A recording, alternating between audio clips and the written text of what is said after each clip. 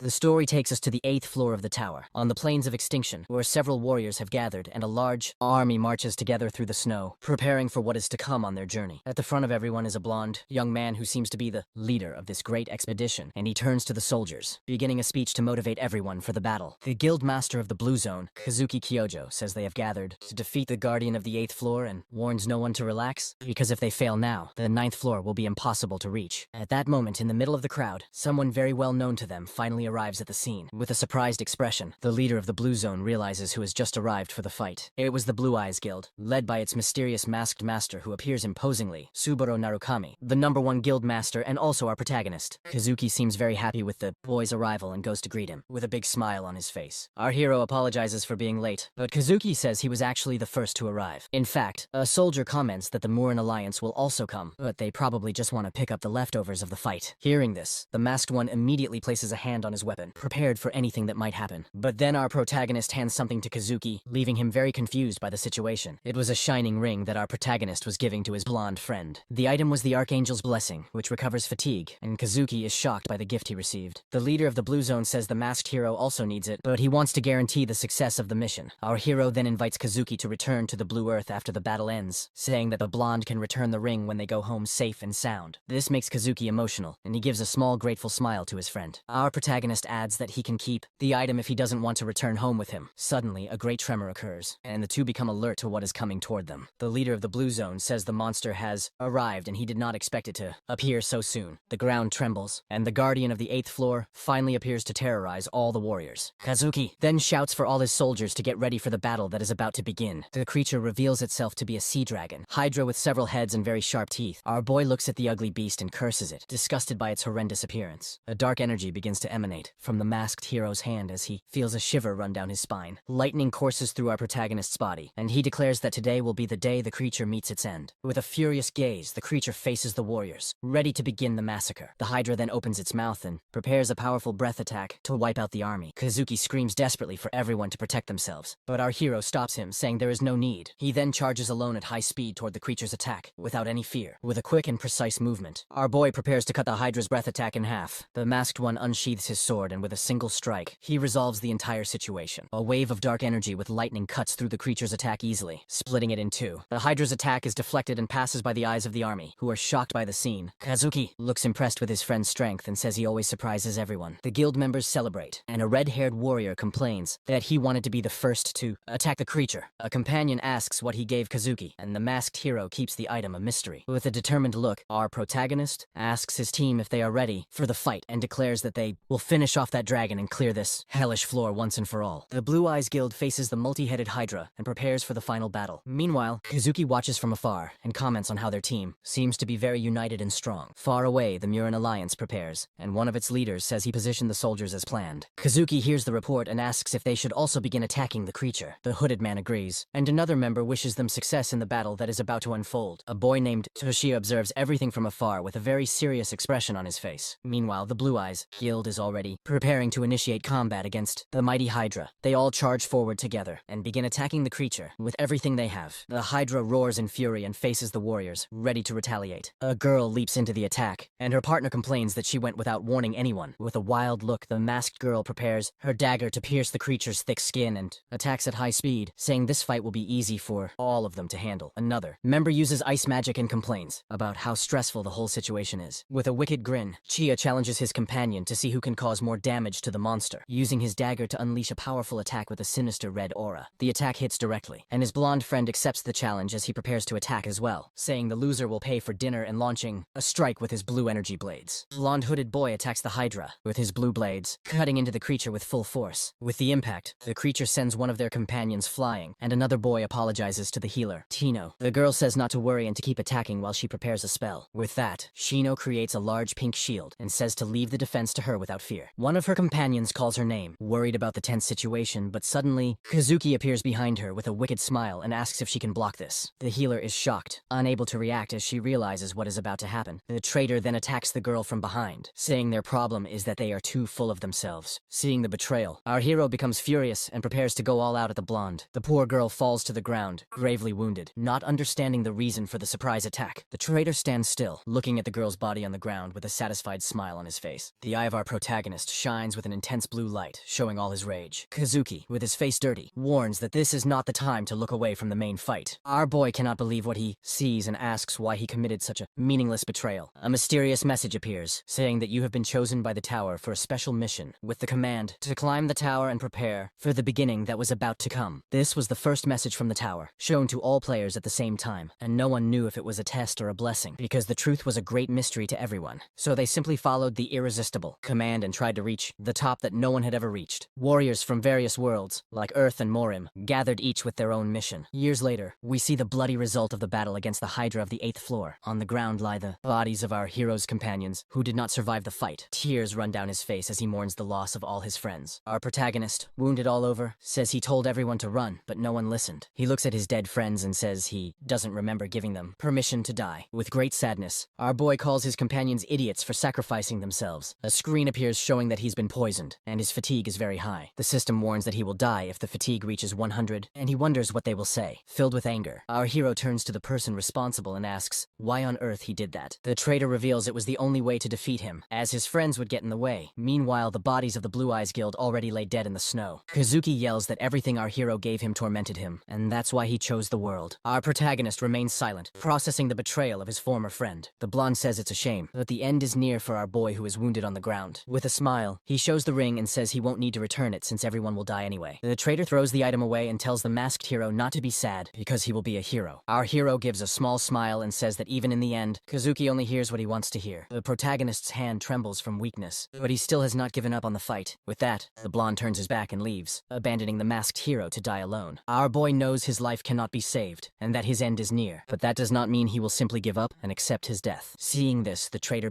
he is surprised by the attitude of his former friend. Our protagonist then draws a legendary dagger called 𝐊𝐢𝐧𝐠 from his inventory. The blonde man is shocked to see that the item still has charges, and our hero calls him trash. With the dagger in hand, our hero smiles and says that he can still use the item 4 more times, and looking back, he sees that only 4 survivors from his guild are left. Our protagonist uses the dagger's power to create a strong wind and save his companions. With that, the powerful wind throws all the survivors far away from the battlefield. Seeing this, the traitor furiously orders his men to immediately chase after the fugitives. The soldiers of the Murim Alliance begin running to capture the members of Blue Eyes. But the dagger in our hero's hand shines with an intense purple light, and he prepares for the worst. With a sinister smile, our protagonist says that he won't let anyone get past him. He then stands up and says that everyone there will stay and fight him to the very end. The system warns that his fatigue has risen to 95, and that his power has a time limit. Ignoring it, he unleashes his ability and the Thunderlord descends with full power. 𝐃𝐸𝐾 watches the scene with a smile and calls our hero a very stubborn bastard. To endure the pain, our boy stabs himself, and his fatigue rises to 96. Our protagonist then asks what reward the traitor promised everyone, but warns that he hopes they are prepared to pay with their own lives. He declares that from that point on, no one will leave without his permission. Seeing the boy's determination, one of the soldiers despairs at the situation. With no other choice, the warriors decide it's all or nothing and charge together. The enemy tries to strike our boy with his spear, but he manages to defend the blow. He thinks that normally he would never lose to these guys, but the situation now is different. With his body at its limit, he knows he must be careful with every movement he makes in the light, and he fears that if the traitor 𝐃𝐸𝐾 decides to attack, the story will end very differently. His fatigue rises to 97, and he thinks his friends are already far enough away. Our boy knows he cannot prolong this fight any further, and the enemy seizes the chance to attack. Even weakened, he blocks the strike, but ends up being pushed back. With the impact, his fatigue jumps to 98, and blood starts dripping from his mouth, even staggering from exhaustion. Our hero refuses to give up and keeps fighting the soldiers. In a moment of carelessness, one of the warriors manages to stab him, and the weapon falls to the ground covered in blood. But our boy has not been completely defeated. The soldier celebrates, thinking he has killed Subaru Narukami, but he is very wrong. With a furious glare, our hero grabs the soldier and asks who he claimed he killed. Then a burst of black lightning strikes all the soldiers around him with full force. The warriors scream in pain as they are electrocuted by our boy's power. One by one, the soldiers fall to the ground completely defeated by the surprise attack. Our protagonist then removes the dagger he used to keep himself awake and focused. With the battlefield cleared, our hero finally falls to his knees, exhausted from the fight. The remaining soldiers watch in shock, wondering if they finally defeated the monster. From afar, the traitor observes the scene and calls his former friend a real monster. The blonde thinks that our hero's era ended in a very simple and pathetic way. Our protagonist's fatigue rises to 99, and the system warns that he will die. But our boy says that 𝐃𝐸𝐾 should know better than anyone what he is truly like. With great difficulty, our protagonist forces himself to stand and continue fighting. Holding an enemy spear in his hands, he shouts that victory is his, and throws the spear with incredible speed toward his main target. The traitor smiles and uses the Archangel's blessing to save himself from the fatal attack, but is shocked when the ring that should protect him doesn't work as expected. The spear spear hits him directly and he cannot believe it. But our hero says that he was the one who won. His consciousness drifts in the darkness as he reflects on his death. Suddenly a horrible smell hits him, and he realizes he can feel pain. Then the loud sound of a trash can lid catches his attention and pulls him back to the real world. Our protagonist wakes up inside a garbage container in a dirty, foul-smelling alley, and looking around, he wonders if that horrible place is the hell everyone fears. A window appears showing that his name is now Subaru Rosoi, with very weak stats. Then a sharp headache hits him as new information floods in. They are the memories of the body's original owner, who suffered bullying for being weak and useless. A tear falls from his eye as he becomes even more confused by the situation. He discovers that Subaru Narukami died 20 years ago and realizes he is now in another body. Desperate, our protagonist wonders if everything is just a crazy dream. He tries to climb out of the trash can but loses his balance and falls hard onto the ground. Lying there, he notices a tablet nearby. Still unable to understand anything, he picks up the tablet and recognizes it as a guide device. Without wasting time, he uses it to search for his former guild, Blue Eyes. He finds out that the guild became Blue Zone and that the traitor became its new master. Seeing the picture of the traitor, our hero is shocked and wonders how he didn't die. He then remembers the past and how 𝐃𝐞𝐦𝐨𝐧 wasn't his enemy in the beginning. In a memory, the blonde calls him to talk and says he is thinking about leaving the guild. Our boy is surprised, and his friend asks him to tell the rest of the team. Kazuki says he will understand the reason eventually, but all our hero thought about was their friendship. The blonde tells him not to worry, because he would be his shadow, and years later he created his own guild, the Blue Zone. He wonders why the traitor didn't progress at all in 20 years. A tear rolls down his face as he realizes how much has happened while he was gone. The tablet shows a place called Subaru Narukami Memorial Hall, leaving him stunned. Our protagonist looks ahead and realizes he is standing right in front of his own memorial. Sweating, he admits the building is far more impressive than he expected. Inside, a huge screen displays his past image to many people who admire him. Our hero wonders what the point is of everyone remembering him after so long. Looking at his image on the screen, he questions who made all of this and for what purpose, because he simply cannot understand why such a tribute was made for him. Holding his head, he hears a recording saying he was an example to everyone. The voice continues to call him the hero of Blue Eyes and the one who came closest to the top of the tower. It says that together with his companions, they decided to remember him for eternity. Our protagonist is shocked and starts sweating cold at what he is hearing. Then the recording reveals that they established that memorial hall in his honor. Filled with rage, our boy grinds his teeth, already imagining who was responsible. Kazuki's image appears, and our hero screams the traitor's name with all his hatred. The blonde says that the Blue Zone is the only guild to inherit the noble spirit of his friend. And furious, our boy tells him to shut up because killing him once wasn't enough. The traitor proclaims that they will never return, but our hero promises he will see otherwise. Kazuki ends his false speech saying they will never forget that memory. With a sinister smile, our hero swears he will rewrite this entire story from zero. With determined eyes, he vows that he won't let the traitor get away again, and promises himself he will not waste this second chance he has been given. Suddenly, he bumps into a boy who falls to the ground and groans in pain. Our protagonist extends a hand and asks if he is okay. The boy looks at our hero's face and freezes in shock. Then he notices that the boy is wearing a mask he knows very well. Two people run over and ask worriedly if the boy, Minato, is hurt. Our boy turns pale when he sees that they, too, are wearing the masks of his former guild, and he becomes completely confused, unable to understand what is happening. He runs a hand over his face, trying to process the bizarre situation. Sweating, he wonders what the hell is going on around him. Looking around, he sees that everyone in the hall is wearing the same masks. He then remembers the traitor's words saying that it was a shame that everything had to end that way, and that he didn't need to be sad because he would be remembered as a great hero. With that, our hero finally begins to understand what the traitor wanted with all of that, and he whispers the traitor's name with pure hatred in his eyes. He then runs through the crowd of masked people who completely ignore him. In front of him is an altar with his picture and several flowers and candles in his honor. Our protagonist wonders if all of this is just a farce to steal the glory of his guild. Shocked, he can't believe the nerve of his former friend. Suddenly, a blue light begins to shine intensely from among the flowers on the altar. Our boy notices the strange glow and focuses his eyes in that direction. Without thinking twice, he starts pushing people aside to get closer to the altar. People get irritated and yell at him to be careful and wait his turn in line. With all the pushing, he ends up falling to his knees right in front of the memorial, and his hand touches the flowers glowing with that strange bluish energy. He picks up one of the flowers and immediately recognizes the energy of an old teammate. Far away, on top of a building, someone calmly watches the city from above. The hooded man comments that they managed to get through another year without any incidents. A companion says they almost ran into the people from the Blue Zone. The partner asks if it's really necessary to hold this ceremony every year, but Shiguri says that you never know what might happen, and that it's better to be prepared. With a smile, he says that maybe Subaru will notice the flowers he left as a gift. The partner doubts that Subaru is alive, but Shiguri says he hasn't seen anything with his own eyes yet. The hooded man thinks it's more likely that Kazuki will find Subaru before they do, and gets irritated, saying that if their leader were alive, they wouldn't have been stuck for 20 years. The scene then shifts to a beautiful sunset with several birds flying across the sky. Back to our hero. He is panting, but with a hopeful look. He wonders if his old companion really is alive after so long. In a secluded place, he continues trying to process the possibility that she survived. Looking Looking at the flower in his hand, he whispers Shiguri's name with conviction. Later, he is in Subaru Rosoi's room and notices how simple the place is. He grabs the device and researches his old guild, but finds no results. Even though he is completely sure Shiguri survived that massacre, he gets frustrated thinking she stayed hidden for 20 years. Our hero concludes that Kazuki is the root of everything, because he wouldn't allow the truth to leak. He wonders if Shiguri really survived on her own, and if the other three also escaped, but he knows that as long as the traitor is alive, trying to contact them is a suicide mission. Besides that, our protagonist has no power, and forcing anything would just put him in danger. Looking at the flower and the mask, he knows there is something important he must do first. With a determined look, he decides he needs to regain his old power. Based on Rosoi's memories, he grabs a training sword that was in the room. 2 days later, the tutorial to become a player finally begins for him. Our hero thinks that if he can survive this trial, everything will be fine in the end, and believes that as long as they are alive, they can meet again at any time. The scene takes us to a huge coliseum, which is the examination hall for the tutorial. Inside, several bodies are scattered on the ground, showing how difficult the test is. A bald, bearded man named 𝐊𝐲𝐳 watches everything with a serious expression. Nearby, a young warrior is panting after defeating several green creatures. Examining him, 𝐊𝐲𝐳 says he passed by a very small margin. 𝐊𝐲𝐳 asks if the boy wants to try the next step, and he is confused by the offer. A screen appears explaining that with each step, a new goblin appears and the rewards increase. The warrior refuses right away, and 𝐊𝐲𝐳 gets annoyed, saying that just listening to that makes his head hurt. But the boy insists that what matters is that he passed the test anyway. The examiner is disappointed because he has to let a weakling like that pass, and complains that aside from Isaac, who cleared step 20, no one else seems promising. With a look of disgust, 𝐊𝐲𝐳 says the quality of recruits this year is terrible. Suddenly, he notices something on his clipboard and looks more closely at the arena. It was our protagonist, entering the battlefield with his sword in hand. 𝐊𝐲𝐳 reads the name Subaru Rosoi, and comments that it's a heavy name to carry, then warns that our hero can only use that name if he passes the test. Our boy agrees, and a screen appears in front of him to start the challenge. The system generates 2 goblins, and the mission is simply to defeat them. The examiner prepares to begin the tutorial, but is interrupted by a fast blur. Before he could finish his sentence, our hero had already defeated the 2 monsters. 𝐊𝐲𝐳 is confused and wonders what just flew past him. He didn't even blink, and pieces of monsters were already flying across the arena. Our hero smiles, glad that testing the limits of his new body for 2 days was the right choice. He discovers that the body he woke up in is actually quite exceptional. The screen asks if he wants to go to the next step, and he accepts without thinking twice. Seeing the boy's speed, the examiner is speechless. With the arena full of bodies, 𝐊𝐲𝐳 wonders what the hell is happening. He watches our hero fight and realizes he isn't just attacking. With a sharp eye, he notices our hero is reading enemy movements 2 or 3 steps ahead. His hand holds the sword firmly as he continues the massacre without stopping. 𝐊𝐲𝐳 thinks this isn't just being good with a sword. Even he can't do that. With a confident smile, our protagonist shows he is completely in control. The examiner even suspects the boy is the reincarnation of Subaru Narukami himself. With a precise strike, our hero finishes another creature, and then stares at the last goblin standing before taking it down too. A screen pops up saying he cleared step 49 and asks about the boss. Exhausted and sweating, our boy says that since he made it this far, he can keep going. He is tired, but he knows he needs to continue to complete the tutorial. Suddenly, blue energy begins cracking the entire arena floor with overwhelming force. From the ground, a massive, shadowy hand emerges. The final challenge of the tutorial. The examiner panics and shouts that he isn't Narukami to face that thing. 𝐊𝐲𝐳 warns him to stop if he wants to stay alive, but it's already too late. The ground shakes, and the final boss reveals itself. The Goblin King, furious with the sacrifices. Seeing the monster, 𝐊𝐲𝐳 screams desperately for our hero to give up, saying fighting it is madness. He insists it's suicide, and that the difference in power is too great. Our boy knows that with his current stats, he can't deal decent damage, but even so, he tightens his grip on his sword. He won't back down. Then, unexpectedly, our protagonist drops his weapon and says he refuses. 𝐊𝐲𝐳 panics, wondering if the boy has finally gone crazy. The Goblin King charges full speed at our hero, who is now unarmed. At that moment, an object hits the monster's shoulder, catching it completely off guard. The beast looks at its leg and sees a thin needle stuck in it, completely confused. A drop of blood drips from the Goblin King, who is baffled by what just happened. He then looks at our protagonist, who is crouched on the ground picking something up. With a smile, our boy shows a handful of needles and asks if the creature is surprised. He then proposes a small bet for the tutorial's final boss, challenging the monster to see who can make the other fall first. Smiling, our protagonist accepts the challenge and says he will turn the monster into a honeycomb. With shining eyes, he throws the needles at incredible speed toward the creature. The Goblin King roars in fury, demanding a proper response to the challenge. The creature charges forward with its mouth wide open, ready to devour our hero at once. Then the monster raises its axe and unleashes a powerful swing to crush the boy. The axe comes down with full force toward our hero, but our boy is faster. He quickly dodges the attack, throwing himself to the side with agility. Crouched on the ground, he observes the monster closely, waiting for the right moment to strike. At that moment, a memory from the past appears, helping him in the battle. In a flashback, we see his younger self practicing throwing at a target drawn on a tree. A woman named Rina scolds him, saying he can't throw like that. Smiling, she tells him that anything can be used as a throwing weapon. She then shows him the correct way to hold an object for an attack, explaining that anything becomes a knife if you know the object's center of gravity. She hits the target perfectly, demonstrating the precision of her intense training. Back in the present, the needles hit the Goblin King's face, making him bleed in pain. With the impact, the creature screams in agony and starts falling backward, weakened. Our boy explains that power comes from rotation, and precision from a lack of hesitation. With a serious look, he remembers that it was his former companion, Rina, who taught him everything. He realizes that the poisonous needles didn't disappear, and he used that to his advantage. The examiner is shocked because he used both his sword and hidden weapons to win the fight. Sweating, the examiner admits that the boy in front of him is a true genius. The Goblin King, pierced all over, roars in pain, but he is already very weak from the poison. Eventually, the monster can't take it anymore and collapses to the ground, completely defeated. Our boy approaches and picks up his sword to deliver the final blow, saying he has nothing against the creature, but he needs to finish the tutorial already. With a precise strike, our hero ends the creature and finishes the battle. The system notifies him that he defeated the Goblin King and completed step 50 of the tutorial. Exhausted, our protagonist complains that such a monster shouldn't appear in a tutorial. With the victory, several screens pop up, and the system rewards him with points and a level up. He wonders what he can buy with his 2,425 points. He opens the shop and sees several cheap items, but knows he'll still have many points left. Scrolling down, he finds something that leaves him completely shocked. A nameless demonic sword created by Kinjan. He cannot believe what he is seeing. He thinks the sword is tempting, but his lightning skill already consumes too much of his life. Then he finds the holy sword Miranda, which seems to be a safer option. He hesitates between destructive power and safety. With a scale imagined in his mind, he knows he must choose carefully how to spend his points. Suddenly, he notices something strange on the shop screen. He realizes he can scroll further down to see more items. That's when he finds the skill, Brand of Greed, which suppresses the side effects of items. He immediately understands that with this, he can suppress the negative effects of the sword and the lightning ability. Without thinking twice, he buys the skill and the demonic sword, embracing the gamble. The examiner notices his choice and comments that he chose the demonic sword. He praises the combination but doesn't understand the decision. The examiner asks why he chose such a risky and unknown skill. This irritates our hero, who asks if the examiner really wants a detailed explanation. He thinks about how difficult it is to speak formally with a supervisor. Seeing his reaction, the examiner lets it slide, assuming he's tired from the exam. Our protagonist remembers that the brat from his past is now a supervisor. In a memory, the young boy, embarrassed, had asked him for an autograph. But in his past life, our hero said he didn't have an autograph to give. The kid insisted, and asked him to at least write his name in his notebook. Back in the present, the supervisor scolds him for his bad manners, and our hero mocks him. He says he will not answer and demands secrecy about the test results. The examiner becomes furious and says he'll teach the boy some manners himself. He invites him to the cavalry guild, but our hero refuses immediately. A screen appears, asking if he wants to go to the second floor, and he accepts without thinking. Instantly he disappears, and the examiner shouts for him to wait. Alone, the supervisor sighs in frustration. Meanwhile, our protagonist arrives on the second floor of the Great Tower, a busy place called the Land of Beginnings. Looking around, he realizes he has returned to this place after a long time. He knows this is his second chance, and he cannot waste such a unique opportunity. Since he has lived all this once already, he knows he must do everything better for his companions, who might be waiting for him, and for revenge. With his goal in mind, he goes to a private training room to test his new abilities. Upon arriving, the attendant asks from which floor he came, and our boy says he just came up. The old man recommends room number 1, which only contains a simple straw dummy, but our protagonist ignores the advice and asks for room number 5, leaving the man confused. The attendant insists that it will be a waste of money, but the hero doesn't care and asks for 30 minutes. Without hesitation, he spends 50 credits and runs to the training room he chose. The rooms become more difficult as their number increases, which is why he was underestimated. With his hand on the door, he prepares to enter and begin his special training inside a place that looks like an ancient ruin. Our protagonist says it's time to begin. He grips his new demonic sword tightly, ready to test its true power. The system announces that the nameless magic sword recognizes its user, and a red aura appears. All his abilities temporarily increase, but this consumes his life, causing pain. The Brand of Greed tries to resist the sword's negative effects and restores a small amount of his life, but at level 1, the skill is too weak to fully resist the sword's power. The weapon continues to absorb his life, and his abilities increase based on the amount of life lost. With his face stained with blood, he wonders if this is truly his limit. But he expected this, and spends 10,000 credits to level up the skill. The Brand of Greed rises to level 2 and suppresses the sword's side effects more effectively. It now partially resists the power of the weapon, and he thrusts the sword into the ground with strength. Still, the sword continues consuming his life without stopping. His abilities increase even more, and with a focused gaze, he finally manages to control the power. He positions himself to test all his new strength at once. With a shout, he says it's time to test his power and swings a powerful strike across the room. Outside, the attendant is peacefully napping at his desk. Suddenly, he wakes up feeling a strange presence approaching. Half asleep, he rubs his eyes, unsure if he is still dreaming. Our hero exits the training room, leaving a trail of blood along the corridor floor. The attendant is shocked because not even 10 minutes have passed since the boy entered room 5. Worried, he walks to the door and knocks, asking if the dreamer boy is still inside. He opens a small gap to peek inside and is completely horrified. The room is totally destroyed, and he wonders wonders what on earth happened there. Elsewhere, our hero wakes up in his bedroom with the sunlight hitting his face. He stretches and wonders how long he slept, since his body still feels stiff. He thinks that if it were a normal cursed sword, he wouldn't have escaped so easily. Sitting in a cafe, he realizes the physical burden has decreased and that he successfully extracted the sword's power. With his current stats, he shouldn't even be able to lift the weapon, let alone use it. This means the compatibility between the brand of greed and the sword is simply perfect. Smiling, he thinks that combining it with his lightning skill should work well too, but the next problem is the skill levels, since he only has 50 credits left. He complains that now he's struggling with credit management and has fallen very low. Suddenly, a cheerful blonde boy enters the place, attracting everyone's attention. A streamer then receives a donation of 1,000 credits from a fan named Alexandra and becomes very happy. Excited, he ends up spilling his coffee on himself, but still thanks for the donation. Seeing the scene, our protagonist watches from a distance and wonders if that guy is completely crazy. With a sharp look, our hero observes the situation and begins to understand what is happening around him. On his tablet, he sees an article about how to earn points and discovers the era of live streams. He then realizes what the blonde guy was doing, but suddenly someone calls him by the name Subaru. It was a well-dressed young man with silver hair who greeted him with a smile. The man approaches and says it's crazy to find him there, asking if he lives nearby. Our protagonist feels a chill and notices that his body reacts instinctively to the newcomer. In a sarcastic tone, the young man complains that he is being ignored and that it seems like Subaru is talking to himself. Our boy then remembers that his discomfort wasn't random, he had just arrived on that floor. The man leans on the table and says it's surprising to see him in that place. With an evil smile, he says he never thought a weakling like him would pass the tutorial. Hearing that, our hero becomes irritated and finally remembers the face of that bastard. In a flashback, the original owner of the body asks why Isaac was doing that to him. Isaac looks at him with contempt and tells him not to calm down with that face. Angry, Isaac shouts that even his name annoys him and that he can't follow a simple order. The poor boy cries that the credits he gave weren't enough for the mission. Furious, Isaac tells him to shut up and punches him in the face with full strength. With a cruel smile, Isaac shows a box and says that from that day on, that will be his new home. He threatens him, saying that if he leaves the box on his own, he already knows what will happen. Back in the present, our hero finally understands why he had been inside that box before. Isaac then brags that he cleared up to step 20 and broke Supervisor Gar's record. He continues boasting and says he even learned a B-rank skill as a reward in the tutorial. Our protagonist stands up to leave and tells Isaac not to rush their conversation, but the guy orders him to buy a coffee on the way back, saying it can be any cheap one. Isaac gets annoyed and complains that our hero is still as disobedient as ever. Angry, he asks what is wrong with him and if his soul was swapped with someone else. Our protagonist says he has no credits and impatiently tells Isaac to buy his own coffee. With a serious look and firm voice, the silver-haired guy orders him to sit. Our hero thinks he has no time for the brat's revenge, but if Isaac interferes, then it will be a different story. With a determined look, he makes it clear he won't let anyone ruin his future plans. Seeing his attitude, Isaac becomes furious and grabs his arm tightly to stop him. With red, furious eyes, Isaac threatens him and asks what happens to runaway trash. But our boy stares back and tells him to let go if he knows what's good for him. Isaac's eyes glow with rage as he squeezes the protagonist's arm even harder. Our hero thinks he can't cause a scene there. Doing so would only make things worse for him. Seeing how calm he is, the bully starts laughing loudly, finding the entire situation amusing. Isaac then says not to be scared, as he was just giving him a little scare like in the old days. He mocks him again, saying he must have barely passed the tutorial with such weak skills. Our protagonist then takes a step forward, getting close to his old bully. Isaac calls him trash and asks if he wants to fight, threatening to make him disappear. Then Isaac lets go of his arm and calls him friend, with a fake smile. Our hero looks at him with disgust and wonders what kind of friend talk that is supposed to be. A screen then explains that there are two main ways for players to grow. The first way to get stronger is through the trials offered by the Great Tower. By passing trials and receiving rewards, players naturally become stronger. The second way to grow and obtain more power is through hunting. By hunting monsters or clearing more dungeons, progress is much faster than through trials. However, since hunting grounds are in the real world, if you die there, you die for real. The scene then shifts to a dangerous dungeon called the Nest of the Whispering Orcs. That's why players avoid hunting, but our hero thinks differently from most. Sitting beside a defeated orc, he knows that the safer the path, the slower the progress. And on the other hand, the more dangerous the challenge, the faster the growth inside the tower. After a short rest, our protagonist grabs his tablet to check some information. While browsing, he finds something that really catches his attention. A streamer using his old name, Narukami Subaru, with 80,000 viewers watching the livestream. The imposter announces that he will challenge the third floor trial of the tower. Our hero becomes irritated and wonders how many people out there are using his name and mask. Suddenly a mission worth 20,000 credits appears, and the streamer cheerfully thanks the donation. Our protagonist is shocked. He never imagined a 20,000 credit mission like that. Several other donations follow, and the fake streamer keeps thanking everyone. While the streamer earns easy money, our boy risks his life to become stronger. With only 50 credits, he complains that the imposter is making a fortune. Watching the streamer on the device, he seems to come up with an idea. With a sigh, our hero stands and prepares for the next battle. Smiling, he takes out his demonic sword and says he will do one more job. Suddenly the ground shakes, and a giant orc foot stomps down in front of him with full force. A furious horde of orcs appears, ready for massacre inside the dungeon. The system warns that the dungeon boss, the general, has finally appeared. Our boy looks at the monsters and says he has something better than poisonous needles. He activates his sword, which consumes his HP, but the bowl of greed resists the effect. Angry, the hero says he has no time to waste with trash like them and, with a single swing, cuts down several orcs at once with his demonic blade. The orc general is shocked to see our protagonist descending from above for the final attack. With a focused gaze, our boy lands the decisive blow to end the fight for good. After clearing the dungeon, he holds his mask and says he'll have to use it again. Back in his room, he finally understands how to make money and decides that if he's going to do it, he'll do it properly. With the mask in hand, he says he'll go all out and that he's really good at this. Our hero puts on his old mask and prepares for what comes next. With the sword on his back, he leaves with confidence because he knows he is the real one. At that moment, a notification pops up saying that Narukami Subaru has started a live stream. The scene then shifts to an empty office at 𝐊𝐢𝐳 Entertainment. Inside, a woman in traditional clothing watches something on her device. With a disgusted look, she becomes very irritated by what she sees. Suddenly, she gets up and kicks her co-worker, who is startled. She insults the streamer, calling him trash, and says that not even 5 people can get past that point. Her co-worker asks what happened, and she answers that the streamer's name is 𝐊𝐢𝐳𝐃. The man asks if it's another fake, and she says it might be a mix of both. He complains that everyone copies Subaru, and she asks him not to say scary things. The man says even players find it boring and calls her Hatsuka. Hatsuka asks why he gave up the tower just to stay there. With a sad expression, the blue-haired man replies that it was too boring. He adds that she also gave up and would be looking for new talent if she were free. With a smile, he remembers that his goal was to meet Subaru, and because of that, he lost motivation. He then shouts that there's an incredible boy out there, and the woman asks if he found another weirdo. She shows the new cosplay of Narukama and Subaru, and the man says the situation is absurd. He complains that she's watching a live stream with 0 viewers, but she agrees. The woman says that whenever she sees someone wearing that mask, she can't help but feel hopeful. She then donates 1,000 credits, and the man kneels on the floor begging her forgiveness. The scene returns to our hero, starting the second floor trial to clear the dungeon. Even so, the boy gets a strange feeling of being watched by someone on the live stream. A viewer named Love Money asks what floor he's on, and if it's his first time. Our protagonist replies yes, and that this is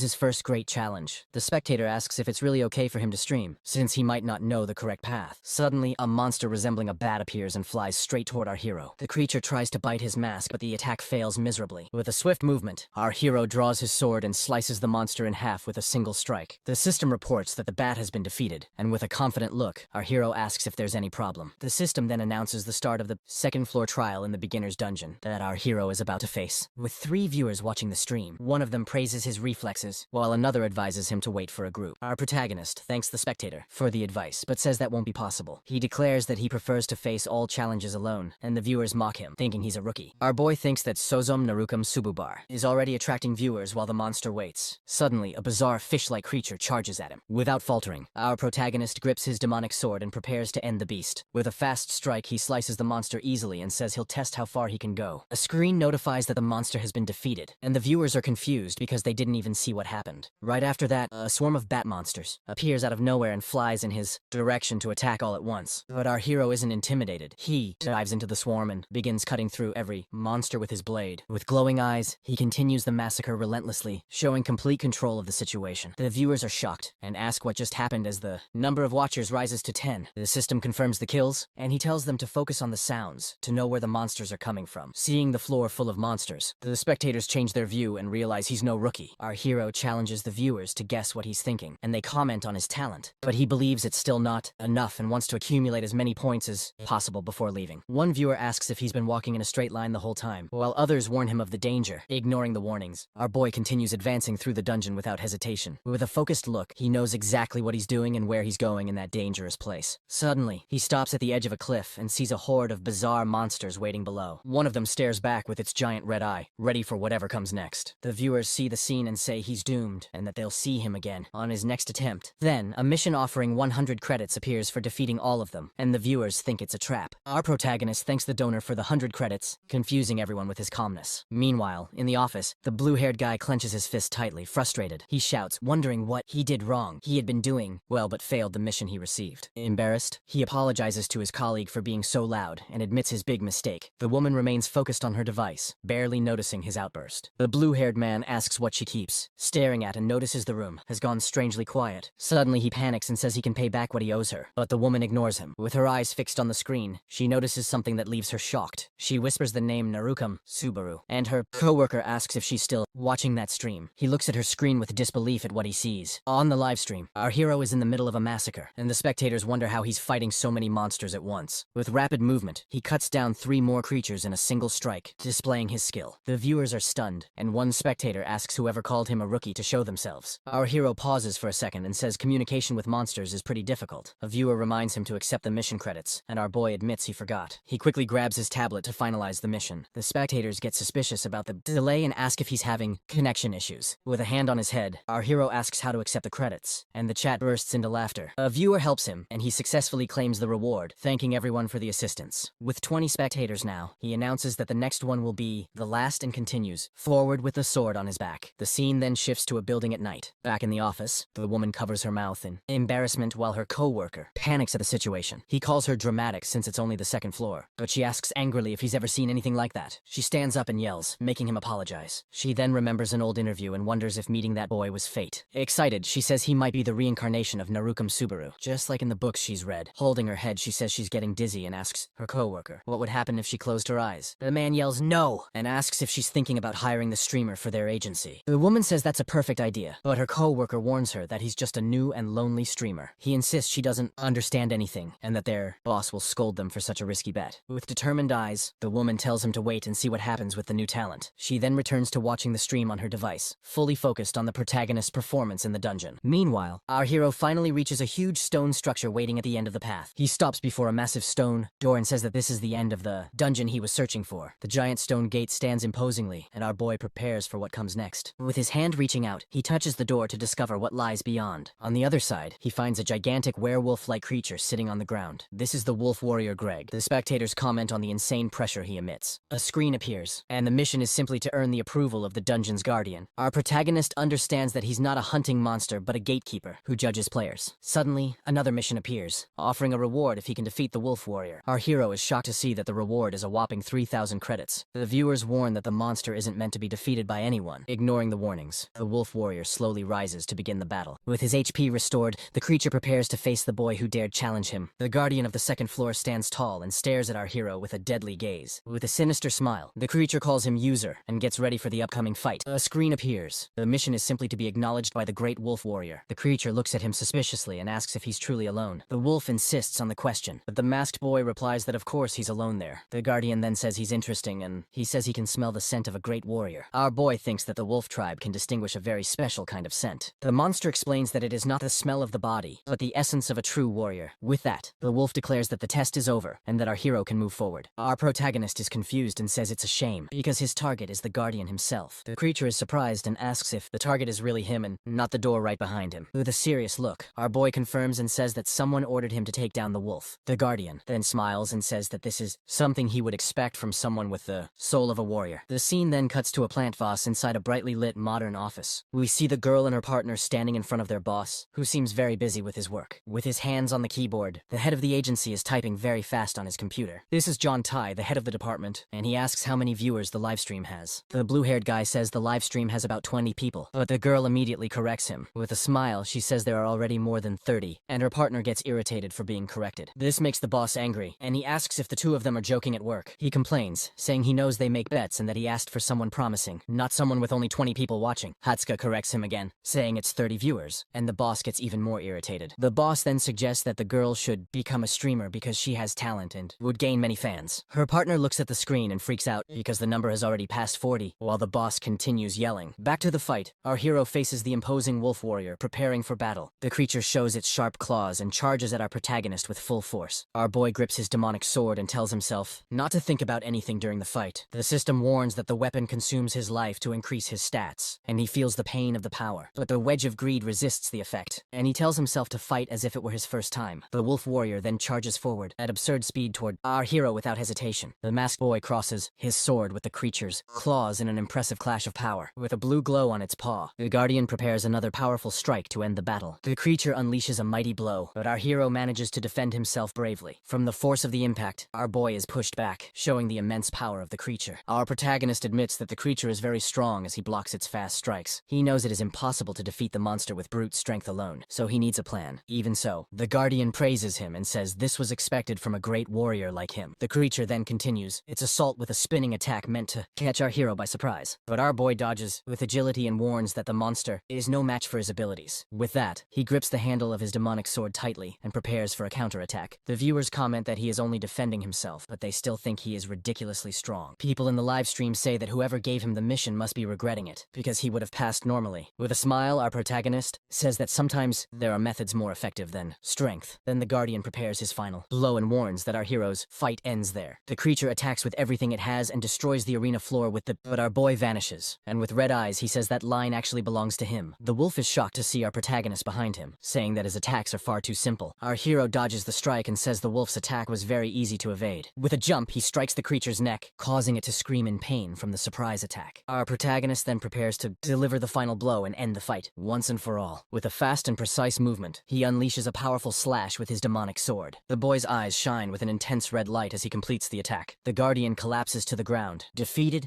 The system notifies him that he has defeated the wolf and rewards him with a level up and increased stats. He also receives 500 achievement points, and the viewers are shocked by the scene. With his face dirty, our hero confirms he has defeated the monster, and the live stream reaches 56 viewers. The mission is completed, and he receives 3,000 credits, thanking the donor for the money. His credits and points increase, and the great dungeon door finally opens for him. But when he looks at the door, he notices something strange and becomes very surprised. Several screens appear in front of him, showing different elemental trials for him to choose from. The viewers comment that the number of options reflects the player's talent. The system then asks if he wants to challenge the lightning trial, and the live stream goes wild. Without a second thought, our hero confirms and says of course he accepts the challenge. The system registers his choice, and the lightning trial is selected to begin. Our protagonist walks through the portal of light and disappears to his next challenge. Meanwhile, in the office, the agency team watches everything on a huge screen in the room. Seeing the scene, the girl and her partners celebrate and scream with excitement over what happened. She becomes thrilled because the numbers went up quickly and he had 3 trial options. The boss admits that it's impressive, since they used to say the wolf warrior was never defeated, but he thinks the risk of hiring a rookie from the second floor is too great for them. Hearing this, the girl challenges him and asks if he wants to make a bet right there. She says that if he fails, she and 𝐊𝐲 will work on a fixed salary for 5 years. Her partner panics and yells that he doesn't want to be included, but the boss tells him to shut up. The boss doubts it and says the only player who has ever reached the lightning trial was Subaru Narukami. But the girl smiles and says they'll only know the result if they try, staring at him with confidence. With a smile, John-T accepts the bet while the girl covers her partner's mouth as he panics. Inside the portal, a screen appears. The system announces that the lightning trial has begun. Suddenly, our hero notices something and shouts to the man nearby to be careful. Without thinking twice, our protagonist pushes the man away from imminent danger. A huge impact occurs, forming a crater in the ground where they had been standing. The rescued man is shocked to see the massive fragment, a giant monster. He turns and yells at our boy, asking if he wanted to die by standing still. A screen appears with a mission to defeat the creature, and our hero wonders what it's doing there. The monster roars, and the livestream viewers are confused by its appearance. Our protagonist realizes that this monster was supposed to appear only in the second half of the trial, and he wonders if something changed because he defeated the Guardian, Greg, before the test. The creature slams the ground with its fist, an extremely powerful and destructive attack, but our boy dodges quickly. He knows the monster is weak, and the man he saved shouts for him to run away. But our hero decides to end this quickly before someone interrupts the battle. With his sword in hand, he charges at the monster, and the confrontation begins. With a fast movement, he uses the monster's arm as a springboard to leap. The creature attacks with force, but our hero is already in the air. Ready for a counterattack, he plants his foot firmly on the monster's arm to gain more momentum and rise even higher. With his eyes glowing red, our boy prepares for the final blow. Below, the rescued man watches in awe as our hero soars upward to strike the monster. Without wasting time, he runs along the giant's body to reach a weak point on its neck. With a precise strike, his demonic sword cuts deeply into the creature's flesh. The monster screams in pain from the surprise attack. But our protagonist isn't done yet. Annoyed by the noise, he prepares to silence the beast once and for all. He tells the creature to stay quiet for the rest of its life and executes the finishing blow. With a precise slash, he ends the creature's life, and it falls backward, collapsing lifeless on the ground. The giant fragment's eyes lose their glow, and it is finally defeated for good. The system announces that he has beaten the monster and cleared Phase 4, leaving the live stream in shock. With the victory, he gains many points and new items, such as the giant's heart. The viewers can't believe the 4,000 points and understand that he cleared everything at once. The rescued man stares at our hero, still shocked by what happened. He asks what our boy is, and the masked hero says it's obvious just by looking at him. Our protagonist then states that he came there only to defeat the giant. The scene shifts to a peaceful, quiet village in the mountains. We see people walking along the stone streets of the small town. Inside a simple room, our hero sits on the bed messing with his device. The livestream viewers are curious and ask him to show the items he earned in the battle. Our boy agrees, as he was also curious, and decides to display the rewards. The first item is the giant's heart, a rare ring that increases his health and regeneration. The second item is a rare armor with the power of lightning, which nullifies negative status effects. Our hero equips the new armor, and a mission worth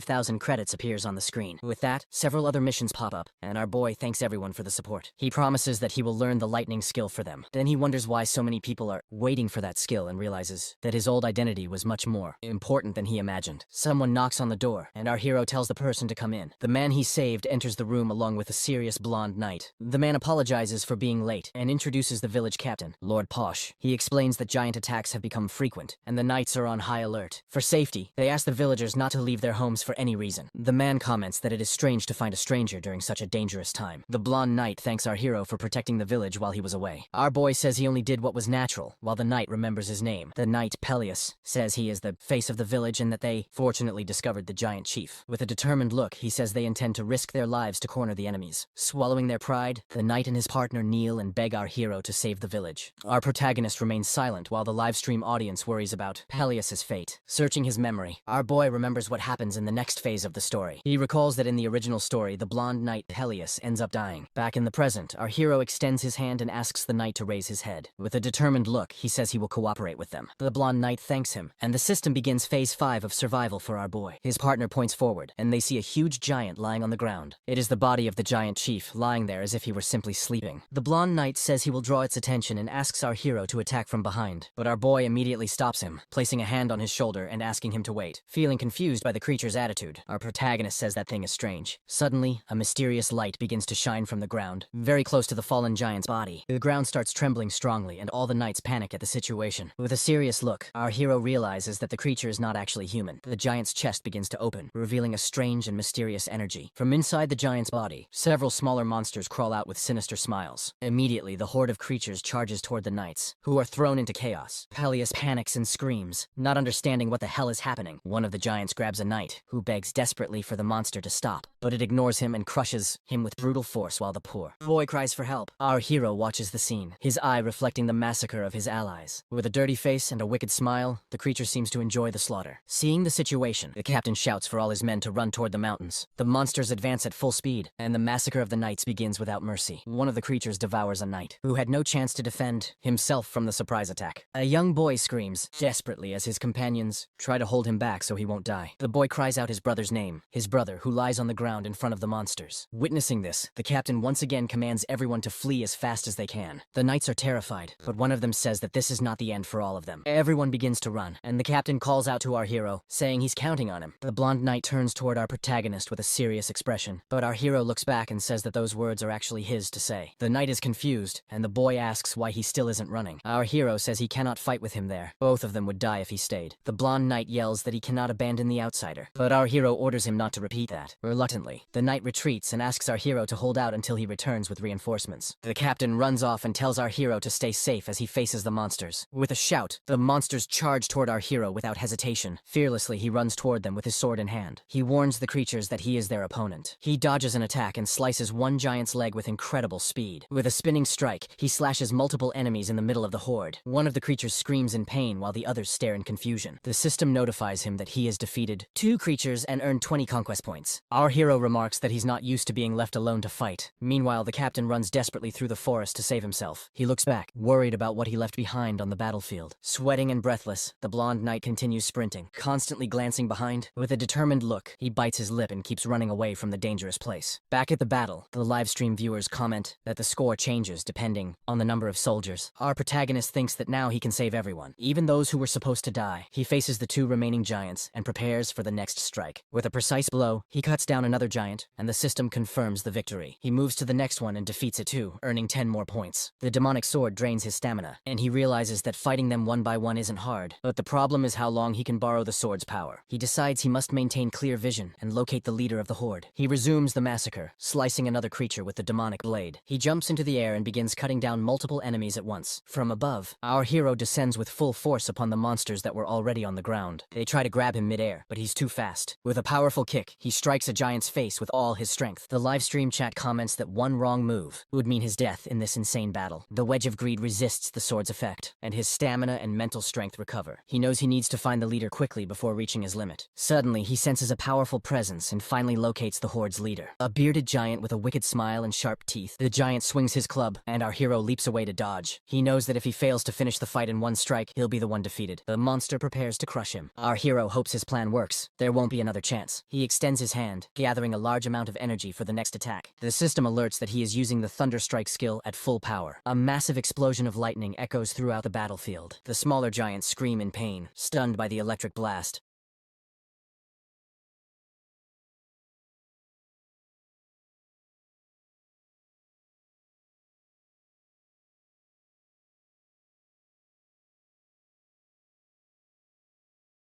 Stunned by the electric blast, even the horde leader is caught off guard and is forced back. Furious, the giant roars the word human with all his hatred. Our hero takes the opening and runs up the monster's arm to deliver the final blow. With his demonic sword, he prepares to end the fight once and for all. He drives the blade deep into the giant's shoulder, making the creature stagger from the sudden attack. Determined, he pushes the sword deeper while blood spills from the giant's mouth. With one final, powerful strike, our hero finishes off the giant leader. The monster collapses to the ground, completely defeated, and the system announces the victory. He clears stage 5, earning a notable achievement, leveling up and gaining more stats. The livestream goes wild, wondering how he defeated a monster that wasn't meant to be beaten. Our hero thinks that if he were a manga protagonist, this would end in a cool way, but the sky remains dark and full of lightning, showing the trial isn't over. The remaining giants surround him, and he is exhausted. The system warns that his ability failed to resist the demonic sword's power. His body reaches its limit, and he begins staggering, barely standing. Even if he clears the stage, the monsters won't disappear. He drags himself forward, knowing the creatures will only vanish once the trial truly ends. The mechanism he used to gain an advantage before is now causing him great suffering. His face smeared with blood, he realizes things have become dire. His strength is gone, and the giants move in for the final attack. Suddenly, a strange golden energy erupts from the ground with intense force. Our hero releases all his remaining power at once, desperate to end everything. The energy detonates violently, forming a massive crater. The scene shifts to a dense, isolated forest. Hidden among large trees is a secret little wooden cabin. On its porch, a black-haired girl sits relaxing while playing on her handheld console. She seems deeply focused, unaware that someone approaches. A long-haired, silver-haired man appears, seemingly an old acquaintance. He asks what she's doing there, but the girl calmly comments about the pleasant weather. She says it's something they can enjoy only during that peaceful moment. The man agrees and says that at most 1 year remains before their plan is ready. With a serious look, he says it's time to put an end to everything. The girl complains that he's getting distracted during their serious conversation. The man steps closer and asks what she finds so interesting in her device. She shows him a picture and says the boy in the image is named Subaru Narukami. Hearing the name, the silver-haired man panics and asks if she really said Subaru, but the girl calms him. She explains it's just a streamer using his name. We see our hero on his live stream. With a serious look, she asks if he already knows the truth. She says that if the real Subaru were alive, the traitor Kazuki would already have been erased from the tower. Angry, she declares that their former leader is dead and he must accept it. The silver-haired man turns to leave, but she calls him by his name, Shigur. Furious, she asks how long he intends to hide in the shadow of their former leader. Irritated, he turns back and asks what she means. He tells her that's exactly why she stays stuck in these things, pointing at the console in her hands. The girl replies that she was only passing the time, but her expression changes. Suddenly, her eyes widen and she is completely shocked by what she sees on the livestream screen. Shigur arrives and turns to ask her if she's still thinking about it even after their conversation. With a stunned expression, he grabs the device and asks himself, what is that's happening? On the livestream, a golden energy explodes and hits all the giants around with full force. The creatures scream in pain as they are purified by the light of the mysterious ability. Our hero then acquires the lightning ability, and the system congratulates him for the achievement. With that, he gains 2,000 points and can move to the next floor. While the livestream chat goes wild, the viewers ask how he learned the lightning skill. But our hero thinks that none of this is normal. A screen explains the ability, and he faces the remaining monsters, thinking that at least he survived. Soon, several donations of thousands of credits appear, and our protagonist thanks everyone for the support. His credits rise to more than 20,000, and he says he will put on a show because of the donations. The remaining giants roar in fury and prepare to charge at him with everything they have. Our hero then decides to show his power and spends 20,000 credits to level up his ability. The Wedge of Greed rises to level 3 and now resists the power of the lightning skill much better. Lightning concentrates in his hand, and he prepares to attack all the monsters at once. Alone on the battlefield, our boy faces the advancing horde of monsters. Satisfied with this amount to control it,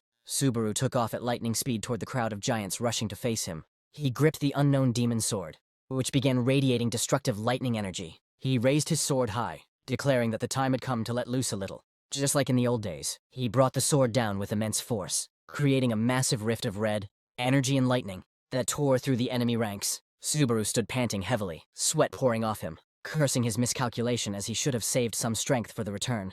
He looked around to see the corpses of giants scattered. Realizing he had drained his energy completely in that strike, his body began to sway, and his sword sank into the ground to support him when suddenly a group of armored knights appeared running toward him. Commander Pelia spotted Subaru falling, screamed in shock, calling out, "The Savior!" and rushed toward him. Subaru's exhausted body collapsed toward the ground as he drew his last breaths of fatigue. He saw Pelus running toward him with a panicked expression, so Subaru muttered to himself, calling him a fool for really coming back all this distance. At the last moment before losing consciousness, Pelus's hand reached out to catch him before impact with the ground. Hatsuka stared while his companion says he doesn't understand women. Holding her head in her hands, the girl thinks the situation turned really bad for all of them. Blushing, she panics and wonders what the hell she should do now. She regrets it and thinks her message was too cold and that she should have used more emojis. Her partner says it looked like a business message, and the boss thought she wanted to be a businesswoman, but enraged, she shouts that before anything else, she is a passionate fan and can't help it. Then she points at the boss and reminds him of what she had warned him before. She says that with lightning, the ability has become exclusive to the group of the real Narukami.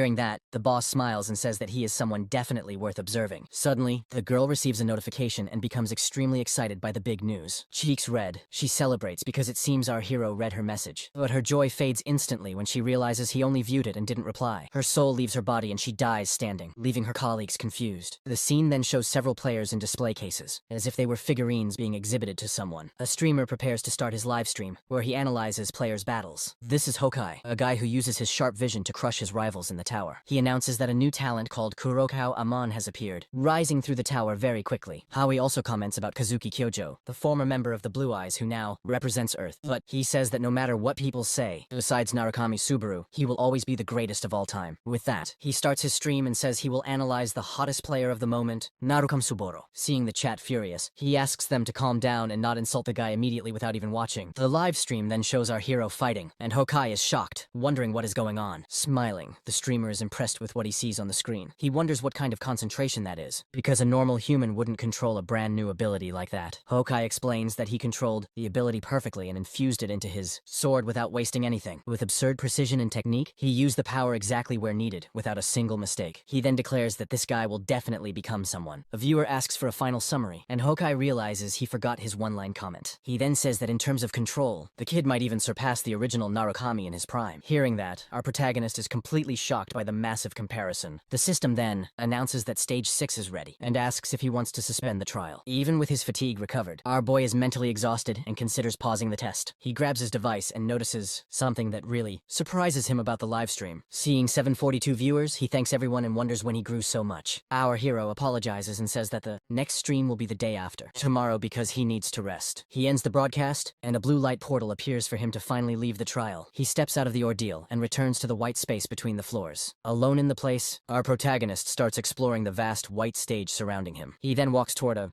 stone gate appears as he checks his device carefully. He then receives a message from 𝐈𝐲 Entertainment, sent by a woman named Hatsuka from management. With sweat on his face, our hero wonders if this is just spam trying to trick him. Without his mask, he's confused by the company name and doesn't understand what's going on. The scene shifts to a sunny day in a cafe, where he is probably heading. Inside the cafe, our hero drinks coffee peacefully while searching for something on his device. He discovers 𝐈𝐲 Entertainment, a company of streamers, and thinks about how much the world has changed. The boy realizes the company is quite large, and one of the best in the entertainment field. On his device, he sees comments about 𝐾𝐽's livestream and how he praised the new Narukami. With that, he finds out that 𝐾𝐽 is also from that agency and is known for being a tough critic. Even so, our protagonist admits with a smile that the streamer has a good eye for talent. Suddenly, someone wearing stylish black boots enters the cafe, catching everyone's attention. This is 𝐾𝐴𝐽𝐴MON, who stops in front of the place with a determined and serious look. On his device, he sees Rock's comment comparing him to 𝐻𝐻𝐼𝐶, the original. Filled with rage inside his Audi, he complains that the guy just reached the second floor and doesn't deserve such a comparison. Furious at the streamer's audacity, he swears he will rip the guy's eyes out when he finds him. The young man stomps the ground hard, showing his frustration. His morning already ruined, he enters the cafe trying to forget what happened. With a forced, sinister smile, he tries to hide his anger, but fails miserably. He then sees our hero and wonders if it's his unlucky day to be running into so many people. Our hero relaxes in the cafe while scrolling through his device. Suddenly, Isaac appears behind him with an intimidating and serious posture. The bully intentionally bumps the table and knocks our boy's coffee to the floor. With the hot liquid splashing. Our protagonist jumps back, shouting in pain from the burn. He then glares at the boy angrily, and the bully apologizes with a mocking tone. With a grin, Isaac recognizes him and asks if he is the Subaru he knows. He comments that they've been running into each other a lot, and that the second floor is too small for the two of them. Unbothered, our hero ignores him and goes back to using his device as if nothing happened. The bully then asks if he wants compensation for the coffee, since he's broke. Seeing no reaction, the bully's eye shines with an intense red light of pure rage. Our boy stands up to leave, but Isaac stops him midway by calling out to him. With a serious look, our hero asks if Isaac has a screw loose in his head. Furious at the audacity, the bully grabs him by the collar and calls him a bastard. He threatens him, saying he'll finish him off just like the old times if he doesn't listen. But our hero interrupts him and, apologizing sarcastically, grabs the bully's hand with force. He says he doesn't have time for this and squeezes Isaac's hand hard. Shocked, Isaac wonders if the boy was always this strong. Our hero releases him and says to consider the coffee paid for before walking away. Furious, the bully shouts for our hero not to leave and to wait right there. But our protagonist ignores him and walks out of the cafe. The door closes and the bell rings, leaving the bully alone and enraged. Alone in the place, the bully sighs in frustration. He just wanted to climb the tower in peace. Angry, he complains that first it was Narukami, then Rosso, and now Subarum irritating him. He runs out of the cafe yelling that they keep provoking him non-stop. Outside, our hero checks his device and suddenly remembers something important. With the device in hand, he remembers the message he received earlier. The scene switches to a rubber duck floating in a bathtub full of foam. There, the woman from the agency relaxes in the bath and sends a message to our hero, asking to meet him. The scene then moves to a dark cave full of monster corpses that our hero defeated. With his demonic sword in hand, he prepares for what's coming in his journey. A screen appears, and the system warns that he is entering the dungeon boss room. His ability resists the weapon's power, and he thinks he's already gotten used to his new body. Suddenly, a flaming blur charges toward our protagonist at high speed. The monster reveals itself to be a furious giant salamander rushing in to attack him. The system announces the salamander boss has appeared, and the creature roars in anger. Inside the arena, our boy decides he needs to test his lightning ability to fully control his power. Facing the monster, he prepares to test the maximum output of his skills. He charges lightning into his legs to increase his speed. Moving swiftly, he dodges the creature's attack, passing by like a bolt of lightning. Focused, his old self appears merging with him, showing his great evolution. The salamander roars in frustration as its attack fails to hit the fast-moving target. Enraged, the creature fires a huge fireball at our protagonist. He charges his demonic sword with lightning for the finishing blow. Moving quickly, he charges straight through the fireball for the final attack. His skill fails to resist and his fatigue rises, but he doesn't stop attacking the beast. With his former self supporting him, our protagonist lands the finishing strike with all his strength. The salamander is defeated, the dungeon is cleared, and our hero levels up, gaining more stats. After the battle, our boy exits the dungeon and walks through a dark, quiet forest. He checks his fatigue and realizes the effect of his skill worked better than expected. But seeing the cost of his ability, he complains that 40,000 credits is too expensive. With a sigh, he wishes someone would appear out of nowhere and offer him a good job. Suddenly, he notices the silhouette of a mysterious man standing in the middle of the dark forest. The stranger approaches and comments about hunting, leaving our protagonist confused. With a sinister gaze, the hooded man stares at our hero with glowing eyes in the darkness. The man reveals his face and says it's a surprise, as he has known our hero for a long time. The boy looks back at him and calls him persistent for standing in front of him. The stranger says he thought a lot about this, but anger made him lose patience completely. The two remain staring at each other, ready for whatever may happen next. Isaac catches up to our hero and, smiling, suggests they settle everything right there. Our protagonist looks at him seriously, thinking this guy is a real problem. Meanwhile, the scene switches to a bustling city with a large tower at its center. On the streets, we see the famous streamer 𝐊𝐢𝐲𝐳 walking with a serious expression. Suddenly, he stops, and his boss says he finally found him there. Sitting in a cafe, the agency boss, Johnny Tell, waits for his employee. He greets him and asks if his recent streams have been going well. Rocky says they're just okay, as the viewers are always the same, but the boss thinks that's healthier, since what grows slowly doesn't collapse easily. The streamer asks why he was called so suddenly, and the boss praises his intuition. Johnny gets straight to the point and asks if he was serious about the new newcomer, Narukami Rock. Rocky confirms, saying the newbie's talent surpasses even the originals, in his opinion. His eye shines as his great potential is being discussed. The boss then reveals he's thinking of recruiting our hero into his agency. The streamer likes the idea but mentions that our hero has few viewers and little recognition. The boss agrees but says that what 𝐃𝐸𝐲 said gave him more confidence in the boy. So he proposes a collaboration between the streamer and our hero to increase his recognition. He dreams of mastering lightning like that streamer. Enraged, Isaac curses the name Subaru Narukami and says he should have stayed quiet in his grave. With eyes glowing red with hatred, he complains that everyone keeps annoying him non-stop. Then the bully grabs our boy by the collar and asks if he understands the situation. Sweat runs down our hero's face as he thinks he never expected to live in an era with so many imitators. He then asks why Isaac treats him like such a sworn enemy. The bully replies that it's because of his name, and our boy asks why the hatred. Hearing the question, the blonde-haired guy freezes in shock and can't react. Isaac screams about his father, but our hero asks, what does that have to do with this conversation? Then the name Reinhardt appears, and we learn he is a ranker from the 9th floor of the tower. Our hero is shocked and asks if he is the famous one/swordsman he knows. A memory from the past appears. An unbelievable emergency had taken place in the tower. In the flashback, we see Subaru Narukami defeating the ranker Reinhardt from the Runar continent. The scene shows that the fight ended with a single strike from our protagonist in the past. Everything happened in less than 30 seconds, and the ranker tried to stand to keep fighting, but his arm trembled from weakness, showing he had already lost. With that, the mighty swordsman finally collapsed to the ground, completely defeated by our hero. Back in the present, Isaac yells furiously at our boy not to say that name so casually. Our protagonist understands and asks if the reason for all this is his father's swordsman nickname. Our hero then asks if he has any idea how much Subaru Rasoi suffered because of it. Furious at his boldness, the bully tells him to shut up and ignites in flames. But our hero faces him seriously and says he will not shut up, for him under any circumstance. With a determined gaze, he stands before Isaac's flames without a hint of fear. With his body ablaze, Isaac prepares to attack our hero with all his firepower. He tells him to stop talking and hurry up and die already. With his whole body burning, Isaac screams that he hates Narukami Subaru and that the name makes him sick. He says the guild leader was arrogant, and that's why his teammates also became conceited. With hatred in his eyes, the bully declares that they deserve the tragic end they met in the tower. With a wicked grin, he imagines they're all rotting in hell right now. The guy then says that having that name is the end of our boy's luck. With that, he hurls a powerful fireball toward our protagonist, but our hero simply steps through the smoke, showing that the attack did nothing to him. Seeing this, Isaac panics and says he must have miscontrolled his strength in the fire attack. With a smile, he says maybe his next victim will be that masked streamer from the live broadcast. Hearing this, the bully freezes and repeats, "Masked?" confused. Then he looks into the smoke and sees our hero's silhouette emerging slowly from the flames. Our protagonist reveals his mask and asks if that's who he was talking about. The bully panics and screams that it's impossible. He demands to know how our boy tanked his fire like that. Our hero stomps the ground and asks if the sensation isn't unpleasant for him. With furious eyes, our hero charges forward and says a brat like him shouldn't talk that way. He then punches Isaac square in the face, shocking him with the force of the blow. Pain flashes in the bully's eyes as he feels the impact of the powerful attack. Our boy slams him to the ground, and Isaac screams endlessly in agony. Blood drips from his mouth as he continues crying out in pain. Our protagonist looks down at him and scolds him for speaking ill of his comrades. The guy twists on the ground and asks why he's doing this. It can't be real. Our hero then proposes a little quiz to the fallen bully. He asks if he is the loser Subaru 𝐊𝐲, or the mysterious streamer Narukami Subaru, or perhaps the real blue-eyed Narukami Subaru everyone knows. The bully refuses to believe it and says he's just trying to protect a fake streamer. Angry, he claims that the lightning ability wasn't anything special anyway. Then he asks if our hero really thinks he can beat him with that level of power. Isaac brags that this means he is above even the real Narukami Subaru. With that, he screams and charges again with his flames. But our hero is faster, and with a single strike, he cuts through the fire attack. The bully is stunned. His strong flame technique was destroyed so easily. Our hero says the answer was wrong and that he's amazed at how much nonsense Isaac can say. With the blade at the bully's throat, Isaac asks what he means, unable to understand. A drop of sweat rolls down his face as he realizes the dangerous situation he's in. Our boy then asks if he has any idea how much Subaru 𝐊𝐲 suffered because of everything. He says that having a brat like him talking down on his friends is not pleasant. The bully begins to sweat cold as he finally understands who is standing before him. Then the fire user realizes the truth and says he is the blue-eyed Narukami himself. Without hesitation, our protagonist pierces the bully's chest with his demonic sword. With a serious look, our hero says that playtime is over and things are going to change. Isaac's legs give out and he collapses, completely defeated by the surprise attack. Our hero puts his mask back on and says he already gave him more attention than he deserved. He tells him to consider it a thanks for lending him his body, then walks away. A woman in a cafe asks what that was. Was he just a Narukami Subaru fan? Sitting in a cafe, our hero uses his device and seems to be streaming live. As a streamer, he plans to keep his policy of not showing his face, since it's a major advantage. Suddenly, the agency girl arrives and apologizes for being late. Blushing and nervous, she says it's a pleasure to meet him and introduces herself as the one who contacted him. Smiling excitedly, she introduces herself as Ratsuka, the manager from the streamer agency. He greets her and gives his name as Narukami Subaru. She says she's honored. With a sharp gaze, the girl thinks the two really do look alike somehow. She wonders whether he is the real Narukami returned or just an imposter. Our boy notices her strange look and asks if something is wrong. In a flashback, her boss yells at her about first impressions, and she realizes she messed up. Our hero watches confused as the girl bows in embarrassment before him. He then asks if she was a fan of the old Narukami Subaru, and she shouts yes. He tells her he isn't the real one and asks her to relax, but she shouts that she's his fan too. Excited, she says she has watched him from the beginning and was amazed by his fights. Our boy wonders if she really is his first viewer, since she remembers more than he does. Our hero smiles and says he used to be clueless, and it's amazing she kept watching him. The girl gets overly excited and says it was destiny. That's why she begged to be his manager. With a serious posture, she says the contract is ready, and that she'll summarize everything for him. She explains they will help create ads and clips using the Narukami brand for him. He asks what he needs to do, and she tells him to just keep streaming. As usual, he seems shocked, but she insists it's because he's the first to master lightning, and the company values him highly. She praises herself, and our hero asks if all managers are like her. her, and about the contract terms. Flustered, the girl says the others are more professional, and he says that's not what he meant. She thinks that from the way he fights, he's not a normal player and that she's completely doomed. Our protagonist thinks his opponents will only get stronger and there's no time to rest. The girl worries because she needs to make a good impression and fears he might reject the contract. Our hero reaches out his hand and says he understands and can trust her, leaving her shocked. With his hand extended, our boy asks her to take good care of him from now on. Overwhelmed, she grabs his hand and says she should be the one saying that. Our hero then begins his live broadcast, and the chat immediately explodes with excitement. Seeing this, he realizes he already has more than 700 viewers watching his live stream. Our protagonist is surprised by so many spectators and wonders if it was because of Ratsuka's announcement. The agency girl then announces the schedule for distributing abilities to all the fans. Without wasting time, our boy decides to begin, and the system initiates the 6th legendary phase. The scene then shifts to a rainy camp in the middle of a very dark forest. Inside one of the tents, we see some wooden crates stacked in the corner. A group of knights gathers around a table to plan their next strategy. The blonde knight asks his men where the benefactor who helped them is, but one of the knights distrusts him and thinks it's risky to rely on an unknown outsider. Another man warns that he may have been deceived and that he might not actually be the giant's chief. Hearing that, the blonde knight becomes irritated and yells at his men for doubting the boy who saved him. Suddenly, one of the knights announces that the benefactor has finally awakened, and our hero appears. The captain rushes over in worry, but our boy says he can already walk normally. The other knights stare at him with suspicion and think his mask is very odd. Our hero then asks whether they don't believe him, or if they simply don't want to believe what happened. In a flashback, the manager explains how he can adjust the microphone so only the viewers can hear him. Our protagonist finds the feature very useful for annoying situations, and the knights think he is being insolent. An older knight extends his hand and says he first needs to thank him for everything. He introduces himself as Dal, and seems to be one of the group's leaders. Our boy greets him, and Dal continues explaining that everyone had been trampled. With a worried look, the old warrior confirms that the village was destroyed by that guy. Our hero asks if there is someone more dangerous than the chief giant, and the old knight nods confidently. He explains that the true ancient giants who fought against the gods were sealed away and disappeared. Dal continues, saying the remaining fragments of those giants are still scattered around, and that most modern giants are only lingering thoughts left behind. But he warns that the giant who appeared now is different, something very close to the ancient myth. The livestream chat comments that this would be the level of the 8th floor, and that no one has ever reached that stage. With a determined look, our hero says they have no choice but to defeat it. He admits he is confident, but the old knight says the request is impossible because he hasn't seen the monster. The blonde knight interrupts the discussion and calls out to the benefactor. He then tells him about an ancient legend of a lightning fragment hidden in the Millennium Mountain. With a serious gaze, he says that only a special person can find that legendary item. He reveals that he believes our hero is the only one capable of locating the fragment. A memory appears showing the village under attack as villagers run in, desperation from the fire. The giants known as Paidal begin attacking the residents without mercy. Then, a much larger giant appears and calls the other creatures his children in a dark, terrifying voice. A poor knight screams in agony as he is crushed by the giant. With sinister eyes, the creature lifts the knight and says he will finish him once and for all. With a single squeeze, the monster ends the man's life instantly. The giant then shows his bloodied hands and declares he will send them back drenched in human blood. In the reflection of our protagonist's eye, we see the horrific scene he is witnessing. Mounted on his horse, our hero watches the monster from afar, and the livestream explodes in shock. The horse panics at the creature's presence, and our hero says the monster is trying to kill them. The blonde knight warns that the giants will take 3 days to arrive and tells him to flee if he cannot find the lightning fragment. Our hero then rides toward the Millennium Mountain, needing power to win, and he refuses the idea of escaping. He declares that there is no trial in the tower that he cannot overcome. Then he realizes he used an old catchphrase, and the livestream viewers recognize it instantly. Our boy checks the missions on his device and is relieved he wasn't exposed. He grips the reins tight and urges his horse to run faster. Then he accelerates toward the mountain for his final challenge. He finally arrives at the base of the rocky mountain and dismounts his horse. Our protagonist thinks that a lightning fragment must be hidden there somewhere. With his horse beside him, he faces the immense stone wall he must climb for the test. He approaches and touches the rock, preparing for the upcoming challenge. In a memory, the blonde knight says the fragment comes from legends and no one knows what it actually is. Our hero asks how to obtain it, but the blonde knight only knows the location and the myth. However, Peleus adds that one thing is certain: whoever used the lightning once annihilated the giants. Back to the present, the agency manager looks at her device and wonders what just happened. With a shout, she celebrates on the phone because the contract with our hero has been successfully finalized. Her boss celebrates too and says that Ruka has finally become a real person. She happily asks if that was a compliment, but he says he found Rocky. The boss warns that he has something important to discuss with her soon before hanging up. With the work done, she throws herself on the bed and decides it is time to watch the live stream. Blushing, she prepares to watch her new favorite streamer in action. She says that watching him live on screen is the greatest pleasure a fan can have. In the live stream, our hero repeats that there is no trial in that tower he cannot overcome. Hearing the phrase, the manager's eyes widen in shock. Startled, she sits up in disbelief at the coincidence she just heard. A tear runs down her cheek. It was a phrase from more than 20 years ago. Back on the mountain, a golden energy begins to surge from the skies with great intensity. Golden lightning surrounds our protagonist, and the viewers are confused by the scene. With his foot on the ground, he asks which one of them is tougher and prepares for the test. Our boy clenches his fist and says they will fight until the end without giving up. With that, he punches the mountain with all his strength, creating a massive explosion of energy. The ground shatters completely, and our hero stands at the center of the destruction. With a smile and golden lightning around him, he says that he finally found what he was looking for. With the ground cracked open, he stares at the result of his powerful strike as golden energy surrounds him, saying that such a sensation cannot be felt in my life. He feels the immense power of lightning calling to his own electric ability. Looking forward, he sees a fissure in the mountain that seems to be the entrance to the final test. With firm steps, our boy walks toward the great stone entrance. He stops in front of a gigantic door, and the livestream suggests he smash it open. Without hesitation, our hero extends his hand to touch the massive stone door. Upon touching it, golden lightning appears, and he realizes that the clue was pretty obvious. The system generates lightning, and his ability resists its power as he prepares for the test. With his pulse racing, he fills himself with power, and the chat goes wild at the idea of breaking the door. Our protagonist says that if the power is calling him so strongly, he will definitely answer. Then, with a shout, he unleashes a punch with all his strength to respond to the mountain's call. The lightning punch hits directly, and the stone door is shattered into 1,000 pieces. Our hero enters the newly opened passage toward the golden light on the other side. The massive stone door is now open, revealing the path to the next tower challenge. With the door destroyed, the livestream goes crazy, and our hero continues advancing. He falls silent and faces what lies ahead with deep seriousness. With firm steps, he walks into the darkness without a hint of fear. He continues through the dark corridor toward his next trial. The system warns that he has entered the path of lightning and cannot leave until he clears the phase. Meanwhile, in the camp, the rain pours heavily, and the knights prepare for the worst. Inside the tent, the warriors gather to discuss what they will do for the next battle. The older knight asks 𝐊𝐢𝐺𝐵 if he truly believes our hero will succeed. With a confident smile, the blonde knight says he is sure the boy will make it. The old man says that is too much trust in a stranger, but 𝐊𝐿𝐺𝐵 replies that his strength has already been proven. They're going to die anyway. With a serious look, the blonde knight turns and says to the old man that he doesn't understand anything. A young knight trembles in fear, recalling the power of the giant he saw in the village. 𝐊𝐿𝐺𝐵 then crouches and tells the boy that even so, they cannot give up. He asks everyone to trust the young hero who is doing everything for them for free. The young knight continues in desperation, saying that it's easy for the captain to talk like that. The other knights look at him with serious expressions in the camp. Suddenly, a large tremor shakes the ground, and a mug falls off the table. A knight bursts into the tent, screaming that the enemy has finally arrived. Hearing the warning, all the warriors are shocked and brace for the worst to come. Meanwhile, the scene shifts to a large ice cave, cold and silent. Inside, our protagonist looks around, wondering where he has ended up. He walks through the snow, pondering what he needs to do in this place. The livestream chat comments that there's nothing there, but someone says the lightning moves too fast. Our boy thinks about it and realizes it makes sense. After all, lightning is a charge in the air. He concludes that this is why he cannot see it, and that it is not a test to find something with the eyes. Then he remembers that the name of the test is the Path of Lightning. Our protagonist feels a powerful lightning calling to him and understands his strength. With a shocked look, and without his mask, he seems to finally understand what he must do. He crouches and extends his hand, already realizing what the test likely requires. He throws a stone, focusing on the invisible lightning spread through the air. The stone becomes surrounded by lightning, and he notices that the deeper it goes, the stronger the reaction. The stone explodes with a massive discharge of golden energy along the path. Golden lightning bursts fill the cave, leaving the livestream viewers confused. With a smile, he says he got it right, but that there's no choice but to continue. Our protagonist starts running, thinking that this test is measuring his endurance. With his mask cracked, he understands that if he cannot endure it, it's over for him. Various missions and challenges appear on the livestream to encourage him to keep going. With a determined look, he thanks everyone for their support and rewards. The scene then shifts to a pot of stew cooking and a cozy fireplace. Nearby, a silver-haired boy sits relaxing, fiddling with his device. He falls silent, with a very serious expression on his face as he watches the screen. Suddenly a girl appears, startling him, and he jumps out of his chair. She approaches and asks what on earth he is doing with the device. Smiling, she asks if he was hiding something or watching something inappropriate. The silver-haired boy denies it, saying he was not hiding anything and was just tired. With a teasing smile, she comments that hair grows faster with certain things. She admits she stopped watching the livestream because of him, but couldn't resist coming back. The girl notices his reaction and asks if he doesn't want her to relax on the sofa at home. Blushing, the boy shouts that she didn't need to speak that way. He complains that his eardrums might burst and asks her to relax without worrying. Discreetly, the silver-haired boy turns off the sound on his device to avoid being overheard. The girl finds it strange because he is stubborn and never listens to anyone normally. Annoyed, she stands up and grabs his arm, pulling him away. He tells her to stay a little longer, even allowing her to lie down if she wants to relax. The girl leaves and climbs the stairs, leaving him alone with his device. Alone, the silver-haired boy sighs in relief, having almost been caught. He thinks that if she knew about the livestream, it would cause a scandal, and he doesn't want to imagine it. With a serious look, he thinks that even if things were different, Subaru would never forget them. Watching the livestream, he notices that the hero's personality personality and manner of speaking are the same as the old Subaru. On screen, our hero thanks everyone for the donations, but the silver-haired boy finds him different from the original who gave credits. Suddenly, the girl taps his shoulder and tells him he should question what all of this means. Shocked, he turns to see her, and she asks if he thought she wouldn't notice anything. With a sinister look, she warns him that he's 100 years too early to try to fool her. A screen appears, asking him to trace the path of lightning, and a tear mixed with golden energy falls down his face. Focused, our protagonist prepares for the challenge inside the ice cave. As he steps forward, golden energy begins to creep around his feet, showing the power of the place. Golden lightning strikes him, and a screen shows that his progress is still very low. He clenches his fist and feels the energy of the lightning coursing through his entire body with great intensity. Our hero says the sensation is very familiar, because he has dealt with the power of lightning countless times before. With a serious gaze, he prepares for the test, knowing this is his specialty. His progress rises to 3%, and he realizes the journey ahead will still be long. Even so, our boy continues advancing with firm steps because he has a plan in mind. He begins running, and the livestream viewers wonder why he isn't running faster to escape. Our hero explains that he cannot read the chat, and the audience speculates that he is too injured to do so. With his hand extended, he thinks that reaching the goal is already guaranteed in this test, but if possible, he wants to aim higher and exceed all expectations. The scene shifts to the famous streamer Rocky, who watches everything with a serious expression. With a focused gaze, Rocky seems completely shocked by what he sees on the broadcast. The boss says that Hoken and Narukami Subaru should collaborate on the project. With a mug in hand, he explains that in streaming entertainment, you only do half the work, and that is part of the evaluation. Hawkeye adds that popularity is defined by family, connections, and the players in the era. The boss agrees, saying that Subaru's live streams are more like a veteran's vlog than a chat. He advises that Subaru may be a rookie, but Rocky only needs to create his content as usual. With a smile, the boss says this could be a real opportunity to hitch a ride on a comet. John Tyre encourages him to become a star, rising alongside our hero, and Hookie seems determined. His eye glows with an intense golden flame, showing his immense determination. He remembers fleeing because he didn't trust himself to climb the tower, but he wanted to surpass everyone. The reflection in the streamer's eye changes, showing a vast universe filled with stars and planets. Looking at the starry sky on his screen, he imagines becoming one of those great stars. He extends his hand, wondering if he could truly become like them one day in the future. Suddenly, he wakes from his daydream, startled by a loud shout. Confused, the streamer wonders what on earth he was doing in the middle of work. In the live stream, our protagonist endures the lightning striking him, even with his body badly wounded. He continues to withstand the immense power of the trial. He stomps the ground firmly, preparing for what is to come in his journey. Our hero withstands the golden lightning strikes with intensity. With a dirty face, he faces the challenge with a determined and serious look. He knows that the stronger the lightning, the deeper it penetrates and spreads through his body. With hands surrounded by lightning, he says that it must already be enough. Even his smallest meridians begin to flow, with the power of lightning throughout his body. His progress rises to 20% as he continues absorbing the golden energy. However, the system warns that activation has begun, and that the lightning is now settling into his body. Being determined, our protagonist says he must master this power at any cost. A screen explains that with his meridians open, the internal energy has spread throughout his body. He notes that Subaru did not purify his meridians, which is why he is taking a risky shortcut. With his hand on the wound, he thought that normally this would be done using the user's own mana, but he knew that using external lightning made things easier, though the pain it caused was unimaginable. Even with his body at the limit, he continued to endure the lightning strikes without faltering for a second. Meanwhile, the black-haired girl watched everything from her room, her expression serious. On her device, she saw the hero enduring the pain and became extremely concerned for him. Shocked, she wondered if he was truly trying to open his meridians there. She realized that he was moving his body and using external power instead of his own mana. She knew the pain must be absurd, and that most people would have fainted 10 times during the process. Even though death doesn't affect reality, the pain he felt was just as real. She wondered why on earth he was pushing himself so far in that challenge. Blushing, she continued watching the live stream without blinking. The progress rose to 50%, and the activation of his meridians continued at full intensity. Crouched in pain, our boy blamed himself, saying that everything was his fault. He thought it was as if he himself had caused the deaths of everyone. A memory surfaced. He had told his companions that there is no trial they cannot overcome. With a confident smile, his past self reassured his friends not to worry about anything. In his memory, he believed that in the end, he would always win the battle. Blood flowed from his mask as he berated himself for what had happened in the past. He thought that if he hadn't been so careless and overconfident, none of it would have occurred. With bleeding eyes, he lamented that no one should have had to die that way. The image of the traitor, with a sinister smile and a dagger in hand, appeared in his mind. Kazuki had said they failed because they were too arrogant and thought themselves invincible. Back in the present, our hero continued enduring the pain and blaming himself for the past. Slowly he walked, repeating that all the blame was his. Fallen on the cave floor, he seemed tiny in the face of the immense lightning power. Even on the ground, the golden energy continued flowing through his body without pause. With a heavy heart, he felt himself fall and repeated that everything was his fault. Suddenly, he awoke in a green field, wondering where on earth he was. Looking ahead, he saw his former companions gathered around a campfire, sweating and completely shocked by the impossible sight. His eyes widened as he questioned if they were truly his old friends. Our hero began calling out each of his companions' names one by one. A strange energy pulled him down, and he wondered if it was all just a dream. But the scene changed, and he was back, with his friends as if nothing had happened. With a relieved smile, he said he knew everything would be alright in the end. He then told them he had a nightmare and wanted to share it with them. Suddenly the mood changed, and his friends accused him of having abandoned them in the past. Startled, he called out to them, confused by what was happening. A companion asked why he hadn't protected them. After being so convinced, Shino appeared with a fatal injury and asked why he had failed to protect them. With the reflection of the scene in his eye, he whispered her name, feeling immense pain in his heart. The campfire went out, and a red energy consumed all his former companions. Panic-stricken, our hero screamed in desperation, refusing to accept that it could be real. Frightening, distorted shadows emerged from the darkness to haunt him. His friends' souls dragged him into a dark abyss. With his hand extended, he cried out, begging them not to leave. He continued pleading, begging his companions not to abandon him again. Tears of soul streamed down his face as he felt the pain of losing everyone once more. Fallen to the ground, he implored them to stay with him, please. Suddenly, a massive flash of blue light shattered the illusion, bringing him back to reality. Fallen on the cave floor, he realized it had been a hallucination, and that he had almost lost himself in the test. The system announced that his progress was nearly complete, and his magical power increased by 1. He was grateful, as the approval reminded him of the true reason he lived. With the image of the traitor in mind, our protagonist filled himself with determination for the future. Meanwhile, in the village, the knights and residents gathered for the upcoming battle. Armed with tools, the villagers looked desperate and ready to fight for their lives. Suddenly, a huge giant appeared in the middle of the village, terrifying everyone. With a sinister smile, the creature faced the warriors, ready for the final massacre. A knight panicked, shouting that the masked man had fled and abandoned them. But the captain told his men that their benefactor would surely return to help. Angrily, the blonde knight yelled at his men for doubting and trusting a stranger to fight, questioning whether they could truly be called knights. A hand on his shoulder calmed him, and the older knight agreed with what he said. He explained that before asking who was at fault, their duty was to protect the village. Drawing his crystal sword, which glowed with intense bluish light, the old warrior declared that knights are those who protect, not the protected. With a war cry, he told everyone to die like knights and prepared for battle. All the warriors charged at the giant without fear of dying. Meanwhile, the progress of our hero rose to 99%, nearly reaching his goal. A sphere of golden energy materialized in front of him, radiating immense power. He didn't know exactly what it was, but judging by his progress, he knew it was his final objective. The system warned that his fatigue had reached 97, and he sensed there was only a little left. With his mask breaking, he continued enduring the tremendous power of the trial. Our hero said that only one more step remained, and the system warned him of the danger he faced. Ignoring the warnings, he took the final step toward his goal. Meanwhile, in the village, the battle began. One of the knights stomped the ground forcefully. With a war cry, the older knight charged at the giant. With his sword in hand, he prepared for the first attack. With a precise spinning strike, he managed to cut off the giant's arm. Blood splattered everywhere, showing the knight's strength. The giant screamed in pain at the surprise attack. It retaliated, but the blonde knight stepped in to defend his comrade. With a war cry, Peleus told the older knight to leave the rest to him. The captain stomped the ground, preparing for his next move. With a powerful leap, the blonde knight charged at the giant with his sword raised. The creature roared in fury as it saw the knight coming for the final attack. With determination, the blonde knight gripped his sword tightly and struck. The Demon King's energy cut through the giant with a powerful blue strike. The creature growled in pain at the force of the blow. Its head exploded, and it screamed in agony. After the attack, the blonde knight landed safely, preparing for the next move. One of the knights celebrated, saying they had finally defeated the monster. Enraged, the knights cursed the creature and continued attacking the fallen body. El told them to relax, as the most dangerous threat was gone. But the older knight remained concerned. With a serious look, the old warrior said the monster he feared wasn't this one. Still, the other knights cheered, claiming their leaders were incredible for winning. One of the warriors noted that they only had to deal with the remaining giants in the village. Suddenly, a giant hand smashed into the ground where the other monster had fallen. The two leaders looked up in panic, realizing that this was the true danger. A young knight screamed desperately, recognizing that this monster was on an entirely different level. Meanwhile, the hero's progress reached 99%, and he attained the orbit. Holding it in his hands, he declared that he would make the traitor apologize. The system showed 100% progress. Our hero swore with a look of hatred that he would take 𝐃𝐞𝐦𝐨𝐧 head as a souvenir. Turning, he walked out, surrounded by golden lightning. The energy exploded, and he became a being of pure golden light. With his new armor shining, he said he had finally obtained the power he had always wanted. Covered in blood, he wondered if the trial was truly over. His eye. Then he shone with an intense golden light, showcasing his new and powerful strength. The system announced that his meridians had been opened and that his powers and status had increased significantly. But he complained that if he had taken one more hit, he definitely wouldn't have withstood the pain. With his hand bleeding, he begged for at least a warning before collapsing completely to the ground. Our protagonist then fainted, and the system notified him that he had passed the legendary phase. In the agency office, Chief John Kyle watched the broadcast with a very serious expression. Seeing our hero unconscious, he commented that there is a limit to a player's recklessness. Slamming his hand on the desk, he decided the boy was not cut out to be a real streamer. Suddenly, his device started ringing. It was a call from the famous streamer. John answered, and the streamer excitedly asked asked if he had seen the insane scene that had just occurred. 𝐃𝐞𝐦𝐨𝐵 praised our hero as a star, but the chief asked him to calm down and explain properly. The streamer said he was excellent as both a player and a streamer, but John thought he was a rather rough player. With a smile, 𝐾𝐸 said that was exactly the point. As the original Narok had been a true player, he explained that viewers longed to see the style of a genuine player in action. At that moment, the chief began to understand that they were witnessing the birth of a new legend. With a serious gaze, he realized they were seeing the rise of the new Narukami in real time. Back in the broadcast, our hero's hand twitched in the snow, showing that he was still alive. The livestream audience went wild as the boy finally began to rise from the ground. With a determined gaze, his eyes shone with an intense golden light of power. He then grabbed his tablet to check the system and complained that his fatigue was at its limit. With the tablet in hand, he saw that his fatigue was at 81, but his status had risen. Several missions were completed, and he received thousands of credits as a reward for his effort. His credits rose above 20,000, and he felt satisfied with the wealth he had accumulated. However, he realized he still lacked about 40,000 credits to upgrade his greed ability. With a golden orb in hand, our protagonist declared that it would be the key to defeating the giant. A screen appeared, revealing that the item was the lightning spear, a legendary weapon usable only once in the tower. The boy reflected that the item was rare and agreed, with the livestream audience, that it didn't look like a normal spear. He then opened his inventory to examine the new item he had just received as a gift. Our hero explained that high-rank items change shape, and the live audience considered him professional. With his goal in mind, he walked out of the cave toward the final challenge. Meanwhile, in the village, one of the knights screamed in terror at the monstrosity before him. The captain and his partner faced a giant, dark creature that had emerged to attack. The creature revealed itself as a white-haired giant with a sinister gaze. Surrounded by a dark aura, the monster stared at the knights, ready for a massacre in the small village. The system announced its name, Giant King 𝐃𝐸𝐺, the seed that had swallowed the very lightning. Seeing the scene, the captain shouted furiously as the knight ran toward the giant to surrender. The knight cried desperately, saying that his companions knew nothing about the monster. Looking at the giant's foot, he called it a god, unlike the foolish humans of the village. The warrior then knelt and begged for the giant's mercy, but the monster questioned him, asking if he truly believed it was a god like the others. With a furious gaze, the creature told him not to compare it with the filthy gods it so despised. The older knight grabbed him, shouting for him to rise and fight with honor as a warrior. He then turned to Peleus, instructing him to flee with the villagers as quickly as possible. With determination, the old warrior prepared to sacrifice himself for everyone's safety. Seeing the scene, the captain panicked, screaming his comrade's name, desperate about the situation. A powerful attack descended from the sky, and the massacre of the knights began in the small village. Thrown backward, the blonde knight realized there was no path to victory for his people, but with a serious gaze, he knew his only option was to find an escape route. Unfortunately, the escape route was blocked by more giants, and the villagers were in danger. Shocked, the captain realized there was no hope for any of them to survive. With his face full of despair, the blonde knight gritted his teeth. He then shouted at the monster, saying he knew who had been responsible for the death of its son. The giant king stared curiously at the small knight. The creature asked who had dared to touch its son. With his sword in hand, the captain prepared to point in the direction of our hero. He indicated the mountain, claiming that the killer had gone there. The knight explained that the boy had gone to gain power to defeat all the giants at once. In his thoughts, the blonde knight prayed that the monster would be deceived and head to the mountain. The giant king turned, seeming to believe the knight's lie, but then said it was a falsehood and that it could sense the deception in his words. The monster asked if the assassin wasn't there or if he was, merely pointing at a random place. Seeing this, the blonde knight was shocked by the explosion of power in the distance. Amid the light, the silhouette of our protagonist appeared like a god. Peleus recognized him and whispered the name of the benefactor who had returned to save them. The system announced the start of the 7th phase, and our hero observed the horde of giants. He thought that if something stronger appeared, this would no longer be a second-floor test. Still, he said it was fine and that there was no reason to worry about the current situation. He said he didn't need to think too much. He only needed to strike the monster once. He knew that with his current power, he couldn't win, but he had to stop the monster before it was too late. Our protagonist raised the orb, and the system announced that the lightning spear had been activated. A massive golden energy descended from the sky, and the system confirmed the weapon was initializing. The golden energy began spinning intensely, creating a massive vortex of power. The Demon King's golden energies formed in the sky, preparing for the devastating attack to come. Our hero extended his hand toward the power, and the initialization rate rose to 10%. The energy enveloped him, increasing his fatigue to 84 due to the immense power of the weapon. Gradually, the golden energy began to take shape, forming a spear in his hand. He then ran forward, and the initialization rate rose to 33%. His skill tried to resist the spear's power, but the resistance failed as the effect was weak. He realized that his skill level was still too low to wield a legendary item. His fatigue rose to 88, but he knew he had to endure with his body. The livestream audience joked about his suffering, but our hero remained focused on his objective. Our protagonist asked if the giant had noticed, and the livestream mocked him, saying it would be impossible not to notice such a light show. The initialization rate rose further. The giant king then saw the light on the mountain and finally understood what was happening. With a heavy step, he said he had finally found the true assassin of his son. With a furious gaze, the creature confronted our hero and accused him of being the main culprit. The creature leaped, and the captain shouted desperately, as the opponent was supposed to be him. With a serious look, the blonde knight watched the giant leave. Seeing this, Peleus worried that the monster could harm the villagers. Standing before the mountain, the giant king called his son's name sorrowfully. With a sad gaze, he said that the pain his son had suffered must have been terrible. He then vowed to avenge that pain, preparing to attack with all his might. With a powerful stomp, he released a massive energy wave for the final strike. With eyes red with rage, the giant king advanced toward the mountain, ready to unleash all his fury. Our boy prepared his spear, and the initialization reached 80.8% power. The mountain was struck by the giant's punch, which advanced mercilessly. Our hero thought the odds were 50-50. It was now all or nothing. Suddenly, a human voice echoed in his mind, telling him never to avert his gaze from what was about to happen. In a memory, a man had taught him that the spear throw begins at that exact moment, and he was taught the proper stance. The master instructed him to eliminate unnecessary thoughts, such as throwing in a straight line or in an arc. The master said to ignore the trajectory and also disregard the weight and shape of the spear. With a smile, he said that our boy was different from other spearmen and asked why. The memory then revealed that it was because he was the true Subanno Narukami, not an imposter. Back in the present, the spear's initialization rose to 95% power. Our hero wondered what he should do to successfully finish the attack. The image of his master appeared and said that, in any case, he wouldn't be throwing a normal spear. The memory of his master explained that it was simple. He should not throw, it had to explode. Our protagonist gripped the golden spear as the giant smashed the mountain with his fist. The livestream audience screamed for him to hurry, warning that hesitation would mean death. The boy said he just needed a little more time while enduring the impact of the creature's attack. With his feet firmly planted, he prepared not to be swept away by the monster's force. The giant king roared with all his fury as he continued to bring his fist down upon the mountain. The giant was about to crush our hero, who was surrounded by a golden aura. A massive explosion of golden energy erupted at the scene with tremendous intensity. The preparation was finally complete, and the spear's initialization reached 100%. With his face battered, our protagonist held the spear with a determined gaze. He told himself that this was his only chance to end everything in one strike. Holding the spear, he shouted that he would finish the fight with a single blow. Focusing intently, he prepared for the final throw with all his strength. With a spinning motion, he hurled the powerful lightning spear toward the monster. After the throw, our protagonist fell to the ground, battered but victorious. The spear struck the giant king directly on the head, leaving the creature shocked by the attack. The monster was enveloped in intense golden energy and felt the pain of the strike. A massive explosion of light and energy followed, annihilating the monster once and for all. The giant's eye gazed into the explosion as it let out a final gasp of pain. Its body began to disintegrate, attempting to speak, but it was already too late. Our hero then landed safely on the ground after the intense battle, fully injured. He surveyed the scene, and the livestream audience celebrated, as he had truly struck the monster. The system announced that he had defeated the monster and passed the 7th phase of the lightning trial. With victory, he leveled up, gaining several new stats as well as the lightning heart item. Our protagonist looked at the item and wondered aloud, "What is this lightning heart I received?" Suddenly, the crystal shone with an intense light in his hands, and he felt immense pain, a tear streaming down his face. He wondered, "What is this?" as his body was transported elsewhere. He found himself in a strange place and wondered where he had ended up. A giant, mysterious shadow appeared behind him, leaving him completely shocked. He tried to speak, but couldn't, unsure of what was happening. Then he realized his body wouldn't move. He was completely paralyzed. The system repeatedly warned that a mysterious presence was staring at him. The giant shadow continued to watch, making our hero feel small and powerless before it. Sweating, he wondered if the creature was trying to communicate something. He then pressed the lightning heart in his hand, and a powerful golden light began to shine. A brilliant flash blinded him, pulling him out of the strange, dark place. Our protagonist found himself back on the mountaintop, where the battle had taken place. A new scene appeared on screen, and the chat commented that he had fainted again during the live broadcast. Sitting on the ground, he wondered if it had all been just a game glitch. He stood up and apologized to the livestream audience, explaining that he had fainted momentarily. Holding his device, he said he needed to claim the credits he had earned from the missions. Our hero completed several more missions, bringing his credits to over 40,000. He said he was tired and signed off, ending the live broadcast. Sometime later, at a package delivery office, his manager congratulated him on his excellent performance in the trial. He asked if the livestream had gone well, and she said it had been perfect. With a smile, she mentioned that he hadn't even noticed that the stream had peaked at 3,000 viewers. Our hero apologized, saying he had been focused on the trial, leaving the manager shocked at his detachment. She said that for a newcomer, this was incredible, and that the moment he ended the live stream was perfect. He understood that the suspense had left everyone curious, and she asked if it had been intentional. He explained his plan to show the rewards in the next live stream, to make it appear more natural. Smiling, the manager realized he knew what he was doing, and that the chief's worries had been unnecessary. She then said she had a present for him, which piqued his curiosity. She leaned forward and said it was a special gift he couldn't possibly refuse. With a mischievous smile, she repeated that the present was very special, leaving an air of mystery in the room. "You won't be able to refuse." She gave a mysterious smile, an extremely special gift. Asuka blushed and said, "Search for the stream of someone named Hai." Hearing that, Subaru began searching watching as she instructed. Sure enough, a blonde-haired man chatting appeared on the screen. Alright, as the title says, today's topic is this. Or wait, should I use another topic today? Anyway, no more nonsense. Everyone just watch first. Narukami II. Or perhaps, the one who will become the original. The chat instantly became lively. Hello, more Narukami content again? An otaku? That challenge is insane. He continued, saying he would explain everything in detail, bit by bit. After a long while, the evening sunlight filtered through the cracks in the window. He was still talking about the challenge, enduring it the entire time. In other words, this guy had imposed an additional challenge on himself while taking the exam. Asuka sat opposite Subaru, silently watching him with a flushed face. At that moment, Hokai raised a finger. Oh, sorry. Let me summarize. I don't need to say much about this point anymore, so I'll put it into one sentence. Subaru listened silently. He himself is Subaru Narukami. His voice was arrogant, needing no further explanation. He glanced at Asuka. Perhaps the manager thinks the same. Suddenly, she leaned forward. May I ask something? Subaru calmly replied. Go ahead. She hesitated. I know it's strange for a manager to ask something like this, and I know it's rude. Her cheeks flushed instantly, sweat sliding down her face. Gathering all her courage, Asuka asked, why do you stream? She lifted her head. It's not just for money, right? Subaru folded his arms and remained silent for a moment, thinking. Asuka watched anxiously as he pondered. His answer, however, was extremely straightforward. No, it's for money. There's no other reason. Her face turned as red as a ripe jackfruit, steam almost rising from her head.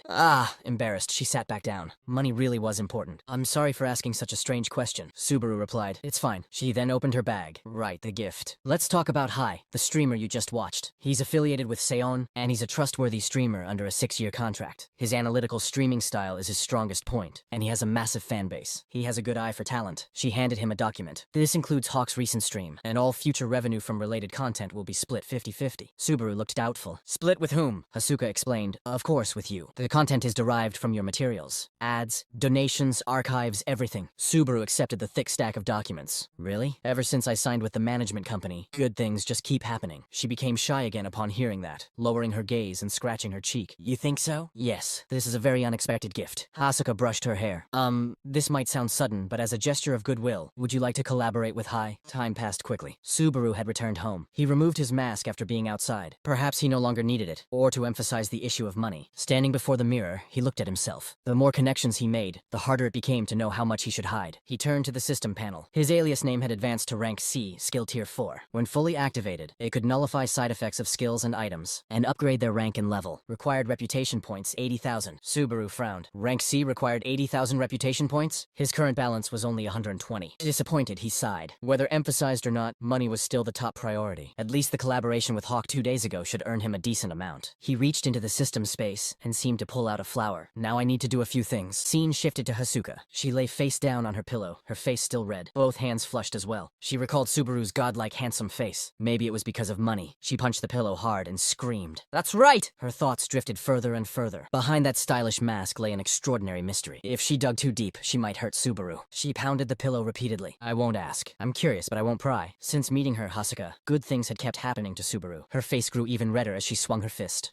Me too. The punch was so strong that the pillow tore open, stuffing flying everywhere. She was in love. Subaru Narukami, a man with secrets no one knew. Meeting him in real life only made him seem even more perfect. The scene shifted to the 7th floor, Noxa. Towering buildings stood both majestic and terrifying. Inside a glowing room in the main castle, a man exercised while watching TV. The screen replayed 𝐻𝐾's broadcast. I don't need to say more, so I'll summarize in one sentence. The man's hands were drenched in sweat as the metal bar creaked. While doing pull-ups, he spoke. I don't like it. Choose one, casual or formal speech. And who is this guy? Lemon replied. A small-time bird named 𝐻𝐾. He boasts an average viewership of 8,000. He's from the blue zone, Kurokawa Amon. Aim and release the bar. A small bird? I'll experience it myself. Then he added, but more than 𝐻𝐾, I want you to focus on Subaru Narukami in that stream. Surprised, he continued. Oh? That fake has learned lightning already? Watching Subaru's previous battle, Amon muttered. Ha, that's truly impressive. Lemon asked, you think so? Eamon replied, Sako Suai, the spear knight of the blue people, once said, never take your eyes off your opponent while throwing. He was astonished. Wait, Eamon, you still remember such casual quotes? Eamon lifted his head. I trained myself to absorb everything about them. Their breathing. Everything. They were players who once stood at the peak, but everyone overlooked something important. The blue people weren't strong because of Subaru alone. Every member was the strongest, and there are suspicious circumstances surrounding their deaths. At that moment, 𝐻𝐾's voice echoed from the screen. He himself is Subaru Narukami. No explanation needed. Eamon scowled. That arrogant brat. What right does he have to speak so smugly, talking about them so disrespectfully? Lemon sighed. That's the biggest problem with streamers, isn't it? They abandon belief and pride in an instant just to draw attention. Unable to tolerate it, Eamon turned off the TV. Why did you even make me watch this? Lemon stammered. It wasn't my decision. Guildmaster Kyojo ordered it. Eamon froze. Is that so? He gave orders. Lightning is the symbol of the blue people, and the blue people are the origin of our blue zone. A cart was pushed in. We've confirmed this streamer is obsessed with money. The cloth was pulled away, golden light flooding the room. Eamon stared in shock. Gold bars piled high. We've secured sufficient funds. Bring him back at all costs. Eamon muttered, stunned. Are you kidding me? He's really a money grubber? Meanwhile, in the village, everyone was repairing the system. The announcement echoed. It was almost time for the second floor challenge. 𝐊𝐢𝐧 waved his hand, giving orders. Gather all the injured in one place. Treat the critically wounded first. Distribute medicine to the lightly injured as soon as possible. Suddenly, familiar footsteps caught his attention. 𝐊𝐢𝐧 smiled with relief, as if seeing a savior. Benefactor, you're finally awake! How do you feel? You collapsed outside the village. We were very worried. If you hadn't woken up, I truly wouldn't have known what to do. Subaru stretched his arms, still dizzy. 𝐊𝐢𝐧 nodded. Yes, it happened just yesterday, so that's normal. Let's not dwell on it. Can we talk later in the guest room? I have a few questions. Subaru bowed slightly. Of course. Ask whatever you like. Watching 𝐊𝐿𝐼𝐻 leave, Subaru thought he really was a good person. In the comments, some viewers agreed. Looks like it's time to end his misery. Congratulations on the wedding. Back in the small wooden house, Subaru immediately opened the system panel. Let's check the rewards first. He held a shining gem and read its description. Lightning core, bound unique. No level requirement. 30% lightning resistance. 20% enhanced resistance to electric shock. Subaru gasped. No way. Seriously? The viewers buzzed. Is it good or bad? Disappointed or excited? Maybe both. Only Subaru understood. The stats were perfect for a lightning user. Behind the mask, no one could see his radiant smile. This is insane. Just as he was celebrating his new treasure, a knock interrupted him. Here, please accept this. Someone entered carrying a large basket of fruit. Both Subaru and the viewers were stunned. Huh? Fruit? 𝐊𝐼𝐻 peeked in, smiling. Did you sleep well? Your lover came to visit you? Someone misses you a lot. Soon, the two sat facing each other at the table. After a moment of thought, Subaru spoke. So the legend was true. 𝐊𝐼𝐻, misunderstanding, nodded excitedly. Yes, I saw that light too. You saved the entire village. Subaru removed the item from his shoulder. This dropped from the giant's corpse. It's called a lightning core. Even 𝐊𝐼𝐻 couldn't hide his emotions. Wait, that can't be... Seeing his expression, Subaru asked hopefully, do you know what it is? Unfortunately, 𝐊𝐼𝐻 shook his head. No, it looks unfamiliar. The answer hit Subaru like cold water. The chat exploded. Yeah, of course he knows. That guy knows everything. 𝐊𝐻 lowered his head in embarrassment. I'm sorry, I only know old legends. I don't even know whether they were real or what happened afterwards. Subaru could not tell. In the end, he helplessly let it go. It's fine, just tell me whatever you know. Hearing that, 𝐊𝐼𝐻 began recounting the story. I only know 2 legends. Subaru repeated curiously. 2 images he had once seen surfaced in his mind. The first says that lightning was used to kill giants. It seems you are the one who obtained it, benefactor. The second says that the gods and the giants fought over lightning. Hearing this, Subaru immediately asked, they fought over it? 𝐊𝐼𝐻 nodded in confirmation. Yes, this is essentially a legend among legends. The gods and the giants waged war to gain control over lightning. In the end, the giants lost. So this gem was deliberately created by someone? Subaru rotated the gem in his hand, pondering. Who could it have been? Even if the legend did not explicitly say it, the reason was obvious. 𝐊𝐻 spoke up to answer the doubt, so that humanity could use lightning, and because humanity needed it. His expression completely changed when he mentioned the gods and the giant gods. Thinking of them, 𝐊𝐼𝐻 realized they were far too powerful compared to humanity. He imagined a day when every human possessed a lightning core of their own, staring at the stone. 𝐊𝐻 affirmed that this item was created so humanity could face them and win. Just as he finished speaking, the system announced that all forgotten legends of humanity had been clarified. Lightning trial completed. Skill level increased. Achievement points gained. 17,050. Lightning skill advanced from level 1 to level 3. Before anyone could react, the system transported Subaru away right in front of 𝐊𝐼𝐻, sending him to the 3rd floor. 𝐊𝐻 shouted in panic. Benefactor! What's happening? The light quickly faded, and Subaru disappeared along with it, leaving 𝐊𝐼𝐻 standing there in confusion. Huh? A magnificent and grand palace appeared. This was the 3rd floor, Tenon. A teleportation circle lit up at the very center of the massive city. Subaru appeared like a descending god, yet the viewers immediately began stuffing words into his mouth. Finally reached the 3rd floor. So he finally made it here? The people around looked on with irritation. Another fake Narukami? When will this trend finally end? Before the challenge began, the system asked him, Subaru Narukami Love has donated 1,000 reputation points. Congratulations on reaching the 3rd floor. How do you feel right now? Caught off guard by the sudden interview, Subaru didn't know how to answer. How do I feel? He silently thought of past memories tied to this place. So, I'm here again. Back then, a woman had asked him something. Subaru instinctively turned his head, surprised. Yes? Now recalling it, Subaru felt a wave of nostalgia. At the time, she had seemed extremely unapproachable. The girl shyly explained, I just lost my party. Rina stretched her hand out, describing someone about Subaru's height. Have you seen someone about this tall? Hearing her description, Subaru rubbed his chin and thought for a moment. He was taller than me by a head. Yes, I've seen him, Subaru said. Rina exclaimed happily. Really? Subaru pointed into the vague distance. He went that way. Rina believed him immediately and ran off. Thank you so much. She dashed forward like a naive child, then stopped and spun around, searching anxiously. After turning several times, her gaze landed back on Subaru. In the end, Subaru sighed and followed her. Let's go together. I'm heading that way anyway. That day, Rina was overjoyed. Wait, really? Are you sure? floor? Subaru nodded and walked ahead. Yeah, I don't have anything to do today anyway. If Subaru had only pointed the way and left, she would have chased after him regardless. That helps so much. This place is really confusing. I'm 𝐃𝐞𝐦𝐨𝐧. What's your name? At the time, he replied, 𝐊𝐢𝐳 Narukami Subaru. Even now, Subaru wondered whether those people were still alive. Returning to the present, the system panel was still displaying the question about his feelings. Subaru's gaze hardened, sharp and resolute. Looking into the void, he answered, "It feels like I've lost something important." The viewers immediately mocked him. What's he suddenly talking about? Is it because he left 𝐊𝐢𝐳𝐵 behind? Why so emotional all of a sudden? To avoid disturbance during the next phase, Subaru decided to end the stream. He politely said goodbye to everyone. The next stream would be a collaboration with 𝐊𝐲, leaving the viewers reluctant. Wait, that's it? That was too short. Save the chat history. Finally, the system announced, Subaru Narukami has ended the livestream. Inside a vast and luxurious room, chandelier lights shimmered brilliantly. A hand suddenly rested on the table where Subaru was seated. Sorry to keep you waiting. Jun stood across from him, looking down. Hasuka is on her way here now. Unlike climbing floors through challenges, traveling between floors takes time. He smiled brightly and extended his hand. Nice to meet you. I'm Joe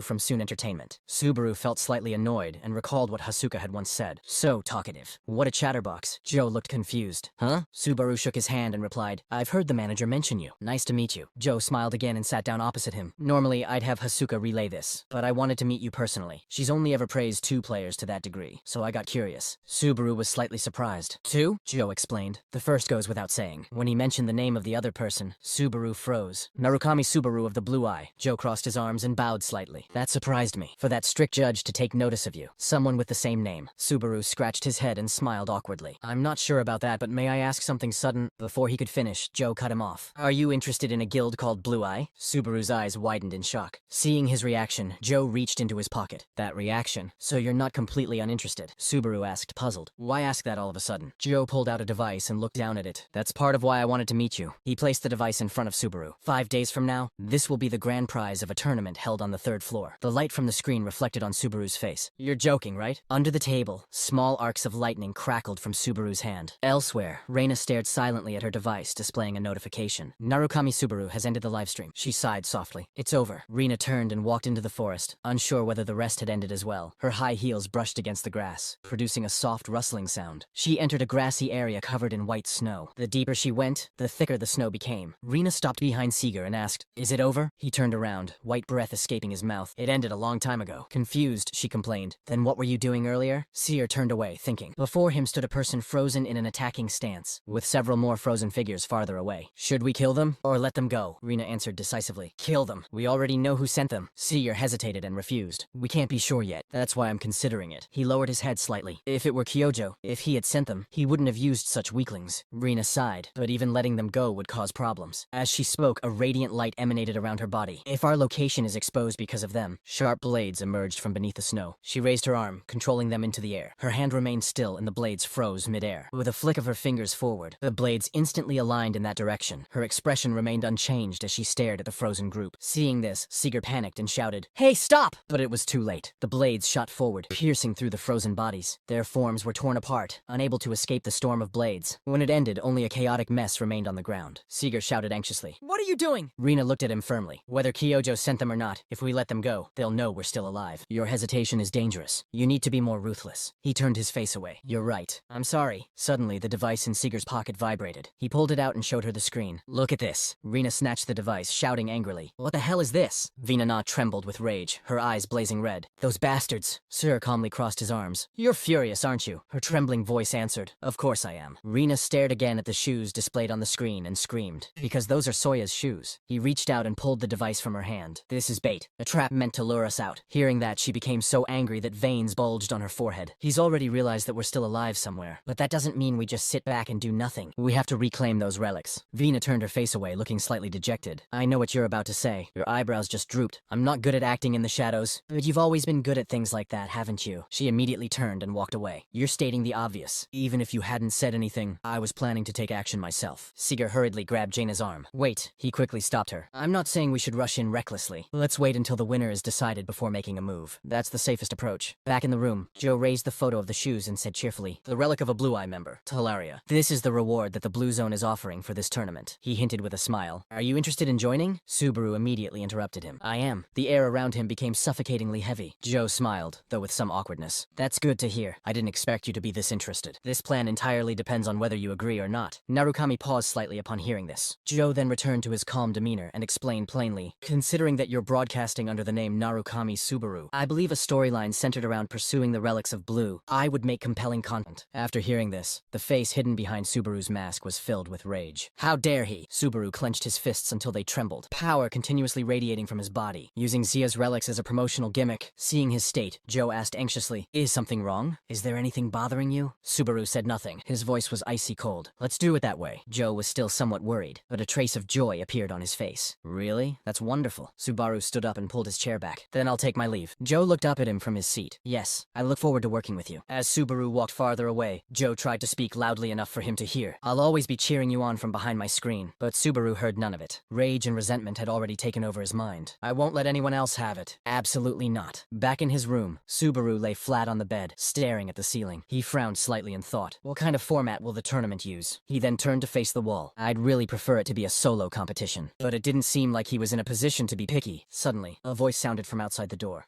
It's 𝐊𝐿𝐲. Hearing that, Subaru quickly sat up. His gaze drifted toward the mask on the table. His eyes showed hesitation and conflict. In the end, he walked over and opened the door. Standing there was 𝐊𝐿𝐲, gentle and composed. She shyly glanced toward Subaru's face. In that brief moment of hesitation, he had still chosen to wear the mask. 𝐊𝐿𝐲 thought to herself, he even wears the mask inside his own room? Subaru spoke first. Please come in. Hearing that, she blushed deeply and stammered. Yes? You mean I should come inside? Subaru had no idea how misleading his words sounded and replied innocently, if you prefer, we can talk in the hallway too. I don't mind. 𝐊𝐿𝐲 grew even more flustered. No. Still, she gathered her courage and stepped inside. Then please excuse the intrusion. Once inside, the atmosphere became strangely stifling. Neither spoke first. 𝐊𝐿𝐲 looked around the room, thinking to herself that it was rather sparsely furnished. After observing for a while, she finally looked straight at Subaru. Meanwhile, Subaru had been staring at 𝐊𝐿𝐲 the entire time, silently thinking. The depth of her magical power is hard to gauge. She clearly wasn't someone who should only be a manager, being gazed at like this by a man. 𝐊𝐿𝐲 grew embarrassed and hurriedly adjusted her clothes. Is something wrong? Is there something on my face? She asked. Subaru explained. No, you just weren't saying anything. I heard you have reference materials for the tournament. 𝐊𝐿𝐲 nearly forgot the main purpose and quickly pulled out a stack of documents.